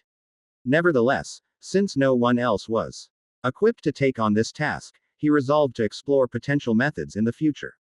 Shifting back to the topic of unifying the rat folk, Luo Wen realized their discussion had veered off track. He motioned for Morgan to return to the earlier point. Morgan sighed briefly before continuing from where he left off. If we collaborate with the kingdom of Kerrigan to unify the rat folk, we could guide their scientific endeavors. Moreover, we could screen capable researchers and teach them how to find the door and knock. This way, they could continue contributing to the swarm after their deaths. How would we make these researchers believe in me? And how could we ensure that the kingdom of Kerrigan doesn't betray us afterward? Are you relying solely on your former student-teacher relationship with the Queen? Luo Wen voiced his doubts. Morgan smiled faintly. Overlord, you may not realize this, but my current state is something many would dream of, retaining one's individuality while gaining a new lease on life after death. If researchers knew that faith in you could grant them more time to pursue their passions, they'd flock to you. As for ensuring the kingdom of Kerrigan's loyalty, relying solely on my relationship with the Queen would be insufficient. But combining that with material incentives and a demonstration of force should be enough. Practically speaking, we have no conflicting interests with the rat folk kingdoms. All we require is increased investment in aerospace research and deceased researchers. Trading these for the support of a powerful ally is a fair deal. Sarah is my brightest student and a highly capable queen. I trust she'll recognize the advantages of this arrangement. Additionally, at the right moment, we could reveal information about the door and the path to her. Such knowledge would be irresistible to a monarch. Most importantly, we don't need to expose the swarm's existence. Overlord, you've always appeared in legends as a god. We can depict the swarm network as your divine realm. Faith in you would grant access to this realm after death, where one could be reborn. And I would serve as living proof of this promise. C-146. Spore Capsule. Luo Wen found himself increasingly impressed with Morgan's ingenuity. After careful consideration, he determined there were no issues with the elder's proposal. Within the rat folk's understanding, Luo Wen was already a mysterious and intangible figure. As long as he maintained his previous approach, the risk of exposure was minimal. The two discussed and finalized various details of the plan. Morgan then returned to the physical world, re-entering his insect body. The bug opposite him was no longer under Luo Wen's control. After a brief moment of confusion, it found its place and scurried off to resume its tasks. Morgan clicked his tongue twice in amusement before setting off to explore the underground brood nest. However, his unsteady gait made it clear he was still adapting to his insect body. 2 days later, a custom rat folk body emerged from its egg. It resembled Morgan's original form with 8 or 9 parts similarity, though it appeared significantly younger. This rapid production process required the brood queen to gestate the experimental subject to near maturity within her body. While energy-intensive and unsuitable for mass production, it was feasible for occasional use. By now, Morgan had become proficient at using his insect body, frolicking about the brood nest. Without warning, his consciousness was pulled out remotely, then unceremoniously thrust into the new rat folk body. It took him a while to regain his senses. He stood, inspected his body, and muttered to himself, "Such means, how are they any different from the gods we know?" Surveying his surroundings, he noted the deep mountain location, surrounded by towering trees. Nearby, a rock bore a neatly arranged set of clothes and a small stash of ratfolk currency. Luo Wen had upgraded Morgan's swarm network permissions, enabling him to perceive the nearby lower-ranking swarm units. Through this connection, he discerned a hidden brood nest underground, likely the origin of his new body. Morgan dressed and attempted to navigate his way out but soon found himself lost. Using the swarm network, he inquired with Luo Wen, who advised him to wait patiently. As dusk fell, a sudden gale swept through, and a pterosaur materialized before Morgan. This large airborne transport unit was something Morgan had only read about in the data Luo Wen had transmitted. Seeing it in person was an awe-inspiring experience. The pterosaur opened its mouth and expelled a fleshy, meatball-like object. This was one of the byproducts of Luo Wen's earlier fungal carpet research. When fully energized, it could proliferate rapidly, enveloping living beings or objects to shield them from harm. Luo Wen had later fused it with certain large fungal strains to develop it into a functional node unit, naming it the spore capsule. In earlier times, it had been used to transport brood queen larvae, protecting them from cold and strong winds due to their weak defenses. Morgan, with higher network permissions than the spore capsule, quickly understood its use. Activating it, he watched as the meatball rapidly proliferated, forming a layer of plant-like flesh around him. Moments later, Morgan was entirely encased, leaving only a purple-gray capsule about a meter tall in his place. The pterosaur grasped the capsule with its hind claws, spread its wings, and took off. Both it and the capsule quickly blended into the surroundings, vanishing from sight. This was a new model of the pterosaur, equipped with an optical camouflage system. While the rat folk's technological tree was skewed, thanks to Luo Wen's manipulations, leaving their radar technology severely underdeveloped, their reliance on visual observation could not be underestimated. The sudden appearance of a mythical creature like this could cause a significant uproar, potentially distracting scientists from their research. The optical camouflage system had also been improved over the years. By integrating various related genes, the system's response time was now faster, avoiding delays that previously created mosaic-like distortions at high speeds. Morgan's network permissions, slightly higher than the pterosaur's, allowed him to borrow its perspective. After some fumbling, he successfully switched views. However, the pterosaur was already flying above the clouds in the pitch-black night, rendering visibility nearly zero. A wild pterosaur would have been similarly blind in such conditions. But the swarm's mental network was far more sophisticated. To regard it merely as a video feed would grossly underestimate its capabilities. Over the years, the swarm had reconstructed a mental map of reality, meticulously populating it with global coordinates. Ground-level node units served as guides, ensuring no swarm entity would ever lose its way. The number of nodes across the planet. Luo Wen could only say that even the ants outside an ordinary rat folk household might host hidden nodes. Did anyone truly believe that someone as cautious as Luo Wen would leave vast swaths of the continent freely available for ratfolk development? Should they step out of line, they might very well vanish from history overnight. Of course, Luo Wen wasn't about to share this secret with anyone. Guided by the nodes, the pterosaur swiftly reached the skies above the City of Glory. After consulting Morgan, it landed on a nearby hill to replenish the spore capsule's energy and attach an airbag module. The fungal carpet, a unique swarm auxiliary unit, had produced countless byproducts during its development. Over the years, Luo Wen had tinkered with these, creating numerous small yet useful tools. The airbag module was one such innovation. Thanks to the fungal carpet's inherent adaptability, its byproducts could be modularized. This not only made their combinations more versatile but also reduced unnecessary energy waste. Taking flight once more, the pterosaur carried the spore capsule high above the Kerrigan Royal Palace, hovering at 10,000 meters before releasing its payload. The spore capsule descended silently. Equipped with an optical camouflage system and shrouded in darkness, it went unnoticed. At 3,000 meters, the airbag module activated. Its algae-fused genes rapidly produced hydrogen, inflating the airbag. As the airbag expanded, the spore capsule's descent slowed. By the time it reached 1,000 meters, the descent halted completely, leaving the capsule to hover in midair. C-147. Secret meeting. Floating spore sacs adjusted their direction as they descended slowly. Tiny holes opened around the membrane of the airbag module, venting hydrogen gas from within. Finally, a spore capsule containing Morgan landed quietly on the lawn before one of the palace's buildings. It swiftly contracted into a small ball and fell to the ground. Morgan ignored it, knowing other units of the swarm would handle it shortly. This was the entrance to the Queen's study. Morgan was well acquainted with this place, where the Queen reviewed governmental matters each night. In the early days of her reign, she often invited him here for advice. For a moment, Morgan was lost in thought. It was only a few days ago that the Queen had sought his counsel in this very room. Yet after a brush with death, time felt like it had stretched endlessly for him. The surroundings were eerily quiet. As the heart of the palace, the area should have been heavily guarded. Yet Morgan stood boldly for some time without being questioned or triggering an alarm. Lying haphazardly in the nearby corners, both lit and shadowed, were numerous ratfolk guards dressed in combat attire. They had not abandoned their posts but had been preemptively neutralized by the swarm. All were still alive. This mission was to forge an alliance. Demonstrating a show of force was sufficient. There was no need for unnecessary bloodshed. A small flying insect completed the neutralization task.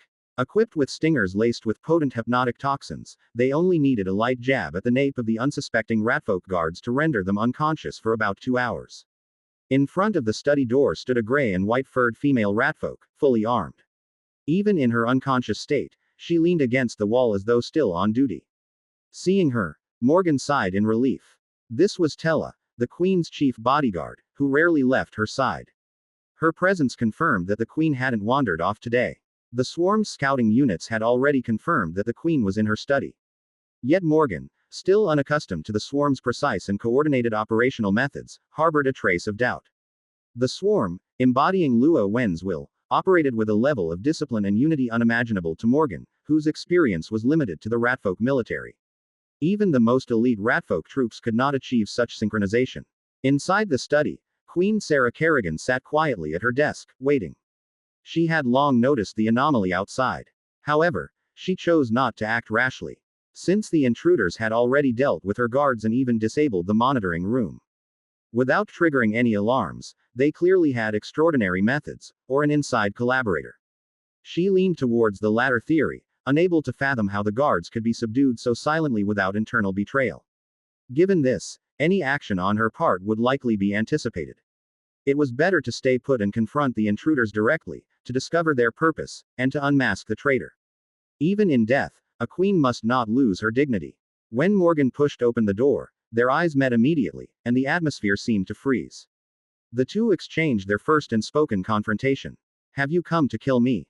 Queen Kerrigan broke the silence after a moment, her voice calm but laced with complex emotions. Her gaze was sharp but devoid of killing intent. "You're overthinking, Your Majesty. I mean you no harm."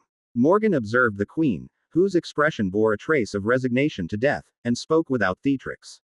Removing the hood of his cloak, he revealed his face. The face was vaguely familiar, but Queen Kerrigan could not place him immediately. She hesitated. "You are Morgan greets Your Majesty," he said, performing an elegant bow in the manner of a nobleman. At the mention of his name, her mind drew a connection between the figure before her and a shadow in her memory. Their mannerisms were identical. However, the person she remembered was someone she had personally ordered buried. Could he be a relative of her deceased mentor? A resemblance would be reasonable, but his purpose in coming here was unclear. Questions flooded her mind. "And you are? What relation to Master Morgan? What brings you here?" she asked. If he wasn't here to kill her, he clearly had some other objective. The lengths his forces had gone to, with such a calculated show of strength, suggested his intent was significant. She dismissed the thought of her old mentor himself. It was impossible. Morgan smiled faintly. "Do you recall, Your Majesty, when you were 4 years old, hiding under the desk on the right after being punished for the first time?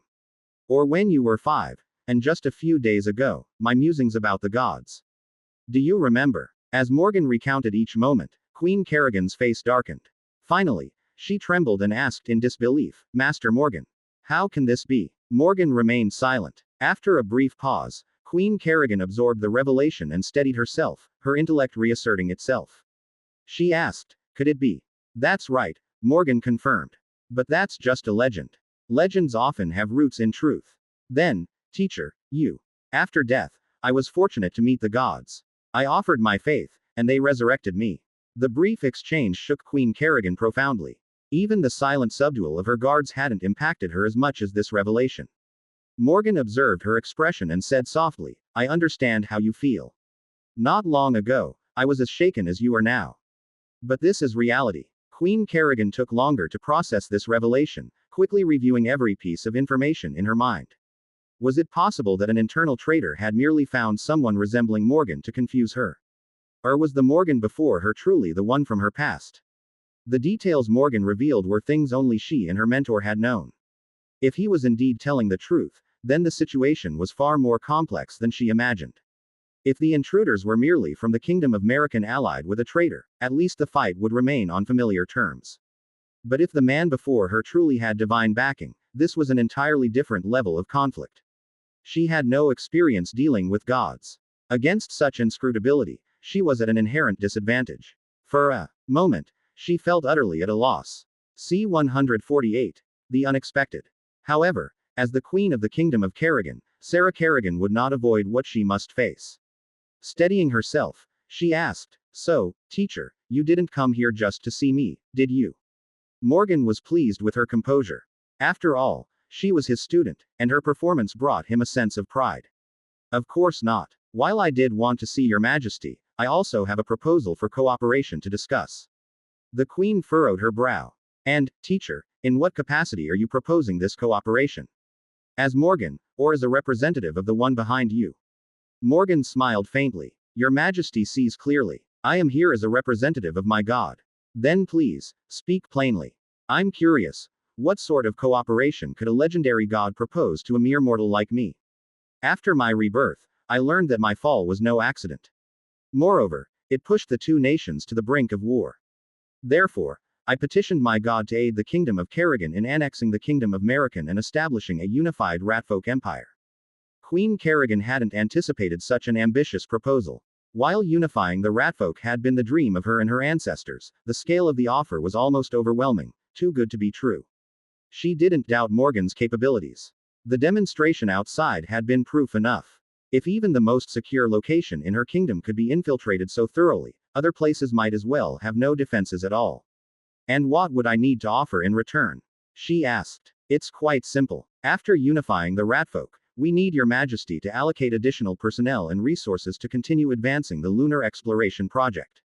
Additionally, we ask for permission to spread faith among the researchers. The Queen was stunned by the simplicity of the conditions. They were so modest that they hardly seemed worth mentioning compared to uniting the Ratfolk. That's all. Of course, for the sake of harmonious cooperation, your majesty would also need to offer your faith. This was a last-minute addition by Morgan. If the terms seemed too light, his student might grow suspicious, so it was better to include some additional requirement. As expected, Queen Kerrigan's tension eased slightly at his words. So, they did have other motives. She had anticipated as much and immediately began forming countermeasures. She would set up fail-safes to ensure that if she ever acted out of character or against the kingdom's interests, someone would be ready to eliminate her. Tella, her chief bodyguard, was unlikely to carry out such an act, but other candidates for the job quickly came to mind. The proposal was monumental, and in just a few exchanges, the fate of another kingdom was sealed. Once the terms were finalized, Morgan bowed and prepared to leave. Watching his retreating figure, Queen Kerrigan hesitated before calling out, Teacher, are you still Morgan? Of course, Sarah, Morgan replied with a smile before leaving gracefully. As Morgan exited the study, he knew, though he couldn't see it, that the spore capsule was already waiting for him. Shrouded as if by an invisible cloak, Morgan slowly disappeared from the Queen's view. The hydrogen within the air sac had remained balanced in a suspended state. Once it enveloped Morgan, a slight increase in hydrogen allowed the spore capsule to ascend gradually. High above, an invisible claw grasped the spore capsule and whisked it away. A living person vanishing before her eyes was beyond the Queen's comprehension. She had intended to observe how Morgan would leave but was unprepared for such an uncanny departure. Later, when the next guard shift arrived, Queen Kerrigan ordered a lockdown to prevent news of the night's events from spreading. Even a review of surveillance footage revealed only guards collapsing into sleep without warning. At the time of the incident, even the guards in the monitoring room had been neutralized. Without exposing the existence of a god, she had no plausible explanation for such bizarre events. Ultimately, she confided only a small portion of the truth to her most trusted aide, Tella. Together, they reframed the incident as a drill, a test of the guards' vigilance through tampered meals. Tella scolded the guards harshly, and the matter was swept under the rug. Although she believed Morgan's story, Queen Kerrigan maintained a cautious stance. She insisted the other side take the first action and provided a list of names, members of the American royal family and their loyalists. If these people were eliminated, the Kingdom of American would crumble into chaos, allowing the Kingdom of Kerrigan to annex it with minimal cost. Morgan wasted no time. In the following days, the Kingdom of American was thrown into upheaval. Members of the royal family and key officials across various sectors began dying mysteriously in their sleep. The cause of death was universally attributed to acute cardiac conditions, but the sheer volume of fatalities, numbering in the tens of thousands over just a few days, made it clear this was no coincidence. Investigations yielded no leads. Even isolating potential targets under tight security failed to prevent the deaths. The chaos was caused by a minuscule creature known as the anti-ratfolk poison stinger bug. Barely 1 millimeter long and nearly invisible to the naked eye, it resembled a spider with 8 adhesive, hook-tipped legs for climbing any surface. The bug's abdomen was almost entirely filled with a venom sac containing a ratfolk-specific toxin. A mere drop of this venom paralyzed the ratfolk nervous system, halting the heart as the brain mistakenly concluded the body was dead. The bug's stinger was a curled appendage that extended to 1 centimeter, 10 times its body length, when deployed. The design was adapted from the chameleon bug. The bug infiltrated the target's environment with ease, exploiting even the tiniest gaps. Once in position, it would inject venom through the root cavity of a coarse hair, administering the toxin over several minutes. This process usually occurred during the victim's sleep. The venom contained anti-inflammatory agents to prevent redness or swelling at the injection site, leaving virtually no trace. Originally devised by Luo Wen as a defensive measure, a single small flying insect could carry and deploy hundreds of these venomous bugs. With 10 brood queens producing poison stinger bugs daily, an entire ratfolk civilization could be eradicated. This was merely a test of their capabilities. As panic spread and the American kingdom descended into chaos, even the military stationed at the Kerrigan border was not spared. High-ranking officers succumbed in their sleep, dismantling the army's chain of command. The kingdom of Kerrigan was stunned by the neighboring kingdom's turmoil. Many feared the accident might spread to their own country. However, a few days later, Queen Kerrigan personally issued orders for an offensive, sending the command to her frontline troops. C-149. Aftermath of war. The war concluded more smoothly than expected. Without a functioning command system, the Kingdom of American had virtually lost all ability to resist. Strangely enough, whenever the Kerrigan army occupied a territory, the incidents would cease. Toward the end, American cities practically left their gates wide open, welcoming the Kerrigan forces with celebratory processions. The Kerrigan Kingdom's army advanced with little resistance, quickly conquering most of American territory. Only some remote regions remained unattended due to the rapid pace of their progress and a lack of personnel to secure them. Both nations' sharpest minds speculated about the peculiar turn of events but dared not delve too deeply. All manner of opportunists, schemers, and rebels retreated into the shadows, too terrified to act. Sarah Kerrigan's reputation soared, cementing her authority over her domain. Even Queen Kerrigan herself was deeply shaken by the eerie incidents.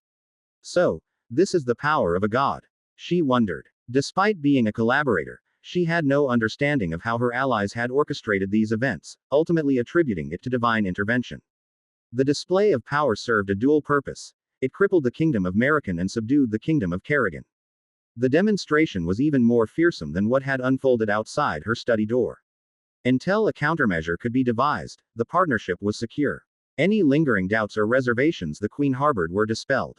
After all, her collaborators' demands were modest. There was no reason to jeopardize the alliance over such trifles. 3 months later, following intense preparations, the newly formed Kerrigan Empire was officially established. Sarah Kerrigan ascended as its first emperor, earning the title of Empress Kerrigan I, or Sarah the Great. This monumental achievement, uniting the Ratfolk, etched her name deeply into their history. Rather than reducing investment in aerospace technology following unification, the Ratfolk Empire doubled down. The former scientific academies of both kingdoms were merged into the Imperial Space Research Institute, consolidating all aerospace-related personnel under one banner. Resources and manpower were allocated generously, with no expense spared, leaving analysts baffled. The appointment of the Institute's first director only deepened the confusion. A complete unknown parachuted into the position, bypassing all conventional processes. According to insiders, the new director was a relative of Morgan, the Empress's late teacher and former head of the academy. Allegedly, the position was secured through personal connections with the Empress herself. The appointee's credentials were non-existent, an egregious example of nepotism. Many questioned how the Empress, renowned for her intelligence, could make such a decision. Yet, with the momentum of unification and unprecedented public approval, no one dared raise the issue before her. Though the scientific community bristled at the decision, they begrudgingly accepted it, many planning to make life difficult for the outsider. If he stumbled badly enough, he might resign out of shame. However, when the new director finally appeared, his uncanny resemblance to the late Morgan stirred memories among many. Their hostility softened somewhat. Many were students, protégés, or colleagues of the old academy head. They resolved to give him a chance, provided he wasn't utterly incompetent. To their surprise, the new director quickly won them over. Despite his youth, he demonstrated seasoned leadership, extensive knowledge, and an uncanny familiarity with his team. Time and again, he intuitively addressed their concerns, earning widespread admiration. The newly crowned Empress, meanwhile, was basking in her triumph but frequently found time to consult the new director. Rumors began to swirl about an improper relationship between the two. The gossip eventually reached the Empress's ears, prompting her enforcer, Chief Guard Tella, to find the worst offenders and mete out punishment over trivial pretexts. Left with broken bones and months of hospital recovery, the chastened gossips dared not whisper another word. The Empress knew the director's true identity and had no intention of pursuing any romantic entanglement. Since ascending to the throne, she had lived in constant fear that the enigmatic figure behind Morgan would come to collect on their deal. Yet, Morgan only claimed the role of director for the Space Institute and never sought anything more, not even the faith offerings he had initially mentioned. At first, the Empress was convinced the demands were a smokescreen for a larger scheme. Surely the true intent was to manipulate her through faith, to brainwash her and seize control of the empire from the shadows. But as time passed, it became evident that the supposed smokescreen was their genuine goal. This only deepened her confusion. Why would a god care so much about space technology? Could the stories of gods living on the moon be true? Perhaps they had left and couldn't find their way back. With no further pressure from her allies, her fear gave way to curiosity. She began visiting Morgan frequently, driven by a need to uncover why his benefactor was so fixated on lunar exploration. Meanwhile, Luo Wen continued to expand his network of followers. Among his newest recruits were two former merchants. Thus, a company called Starlight Enterprises was soon established, specializing in mineral exploration and development. Starlight, an unassuming startup, seemed almost divinely blessed. Every exploration site it picked yielded rare minerals and valuable resources. The company expanded at an astonishing rate. Naturally, such success drew envy, and opportunists sought to undermine it. However, these rivals mysteriously succumbed to the same inexplicable sleep deaths that had plagued the American kingdom. The connection to the royal family's earlier actions deterred most challengers, and the few who persisted soon met the same fate. Starlight's operations continued smoothly, but what puzzled observers was its allocation of profits. All earnings were funneled into building research laboratories. These labs tackled diverse fields: biology, mechanics, environmental science, and aerospace. The company welcomed talent from all walks of life, funding projects regardless of commercial potential. As long as an idea was sound, Starlight offered unwavering support. Suddenly, misfit researchers, fringe theorists, and underfunded scientists flocked to its doors. Rival corporations were baffled. This isn't a business, it's a charity. C-150. Development. The Ratfolk's currency was utterly useless to Luo Wen, and their mineral resources held little value to the swarm at present. Without the capability to leave this planet, the minerals were worthless, and once off planet, minerals were abundant in the universe. Thus, Luo Wen decided it was better to exchange these relatively worthless assets for technology or ideas. If even one or two proved useful, it would be worth the effort. During this time, Luo Wen had been exploring methods to enhance his mental strength. Relying solely on luck to recruit followers was far from sufficient for his ambition to establish a swarm research institute. At this rate, who knew how long it would take to reach that goal? However, his understanding of this ability was limited. It was akin to how humans naturally use their arms but struggle to comprehend the underlying mechanics. Luo Wen, being an ordinary individual in this regard, found it challenging to fully grasp the concept. Therefore, he avoided doggedly pursuing this single path without alternatives. While researching ways to enhance his mental strength, he also sought other methods. His foundation in genetics proved helpful, and it led him to discover a relatively clever workaround. He developed a potion whose primary ingredient was the brood nest's blood, diluted countless times. This potion could effectively increase the recipient's compatibility with the swarm network. Simply put, it shortened the distance on the path to connection. For example, enhancing mental strength was like improving stamina, enabling one to walk farther along the path to find the door. Similarly, if someone had poor stamina but the distance to the door was shortened, the result would be the same. Due to the significant dilution of brood nest blood, the potion was inexpensive to produce but had a notable drawback: it required an extended fermentation period. Simply put, the earlier it was administered, the better. Morgan began selecting suitable candidates from the Imperial Space Research Institute. His initial targets were his old acquaintances, though he spoke vaguely about the so-called cult recruiting members.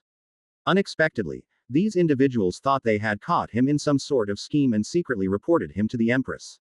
To their surprise, not only was Morgan not punished, but those accusers received a harsh reprimand. Morgan hadn't anticipated this outcome, realizing his secrecy had gone too far. He then discreetly revealed more details to these people, identifying himself and using past connections to gain their trust. Though most remained skeptical, he managed to coax or convince them into administering the potion. Meanwhile, the Empress also received a vial of the potion. Despite her busy schedule, she had nearly forgotten the matter of offering devotion. Now presented with this next step, she wasted no time injecting the potion in Morgan's presence. She had already taken precautions. Although unmarried and childless, she had designated an heir. Should anything go awry, she was prepared to make the ultimate sacrifice. As fate would have it, 2 months later, a scientist who had received the injection suffered a severe lab accident, dying instantly in an explosion that left his body shattered. This scientist, Covey, was a renowned authority in engine technology. Being older, he was among those more inclined to trust Morgan and had extensive interactions with him. The allure of a second life was too great, not because he feared death, but because there was still so much unknown to explore. Although the injection had been recent, Covey's strong mental attributes and fervent desire for rebirth resulted in his finding the door, allowing him to become part of the swarm. A few days later, a rejuvenated Covey returned to the Research Institute, sparking fervent discussion within a small circle of colleagues. They began actively inquiring how they could devote their faith to the God. Morgan instructed them to read legends and imagine the god's majesty and omnipotence. Sincere faith, he explained, would allow the god to sense their devotion. It wasn't that Morgan didn't want to explain more, it was because neither he nor Luo Wen fully understood the mechanics of this faith. In truth, faith was merely a facade, one of many emotions that could connect to the swarm network. Luo Wen didn't care about their beliefs as long as they found the door. Reading legends and engaging their imagination to evoke awe, curiosity, hope, and reverence might align them with the swarm network. Whether their expectations matched reality didn't matter. Once connected, Luo Wen controlled their fate entirely. Within the swarm network, Luo Wen could effortlessly dominate their destinies. They couldn't hide any secrets from him. If he wished, he could obliterate their consciousness, take over their minds and bodies, or sift through their memories. However, such drastic measures were unnecessary. Influenced by the swarm network, they were absolutely loyal and incapable of harboring thoughts detrimental to Luo Wen. To this day, Luo Wen wasn't certain whether those assimilated into the swarm network were true replicas or their original selves fundamentally altered. The ratfolk soon began subtly inquiring whether Morgan could provide more of the potion for their relatives. Morgan reported this to Luo Wen, who, after careful consideration, instructed him to establish a reward system. Recruiting skilled researchers or making significant breakthroughs would earn potion rewards.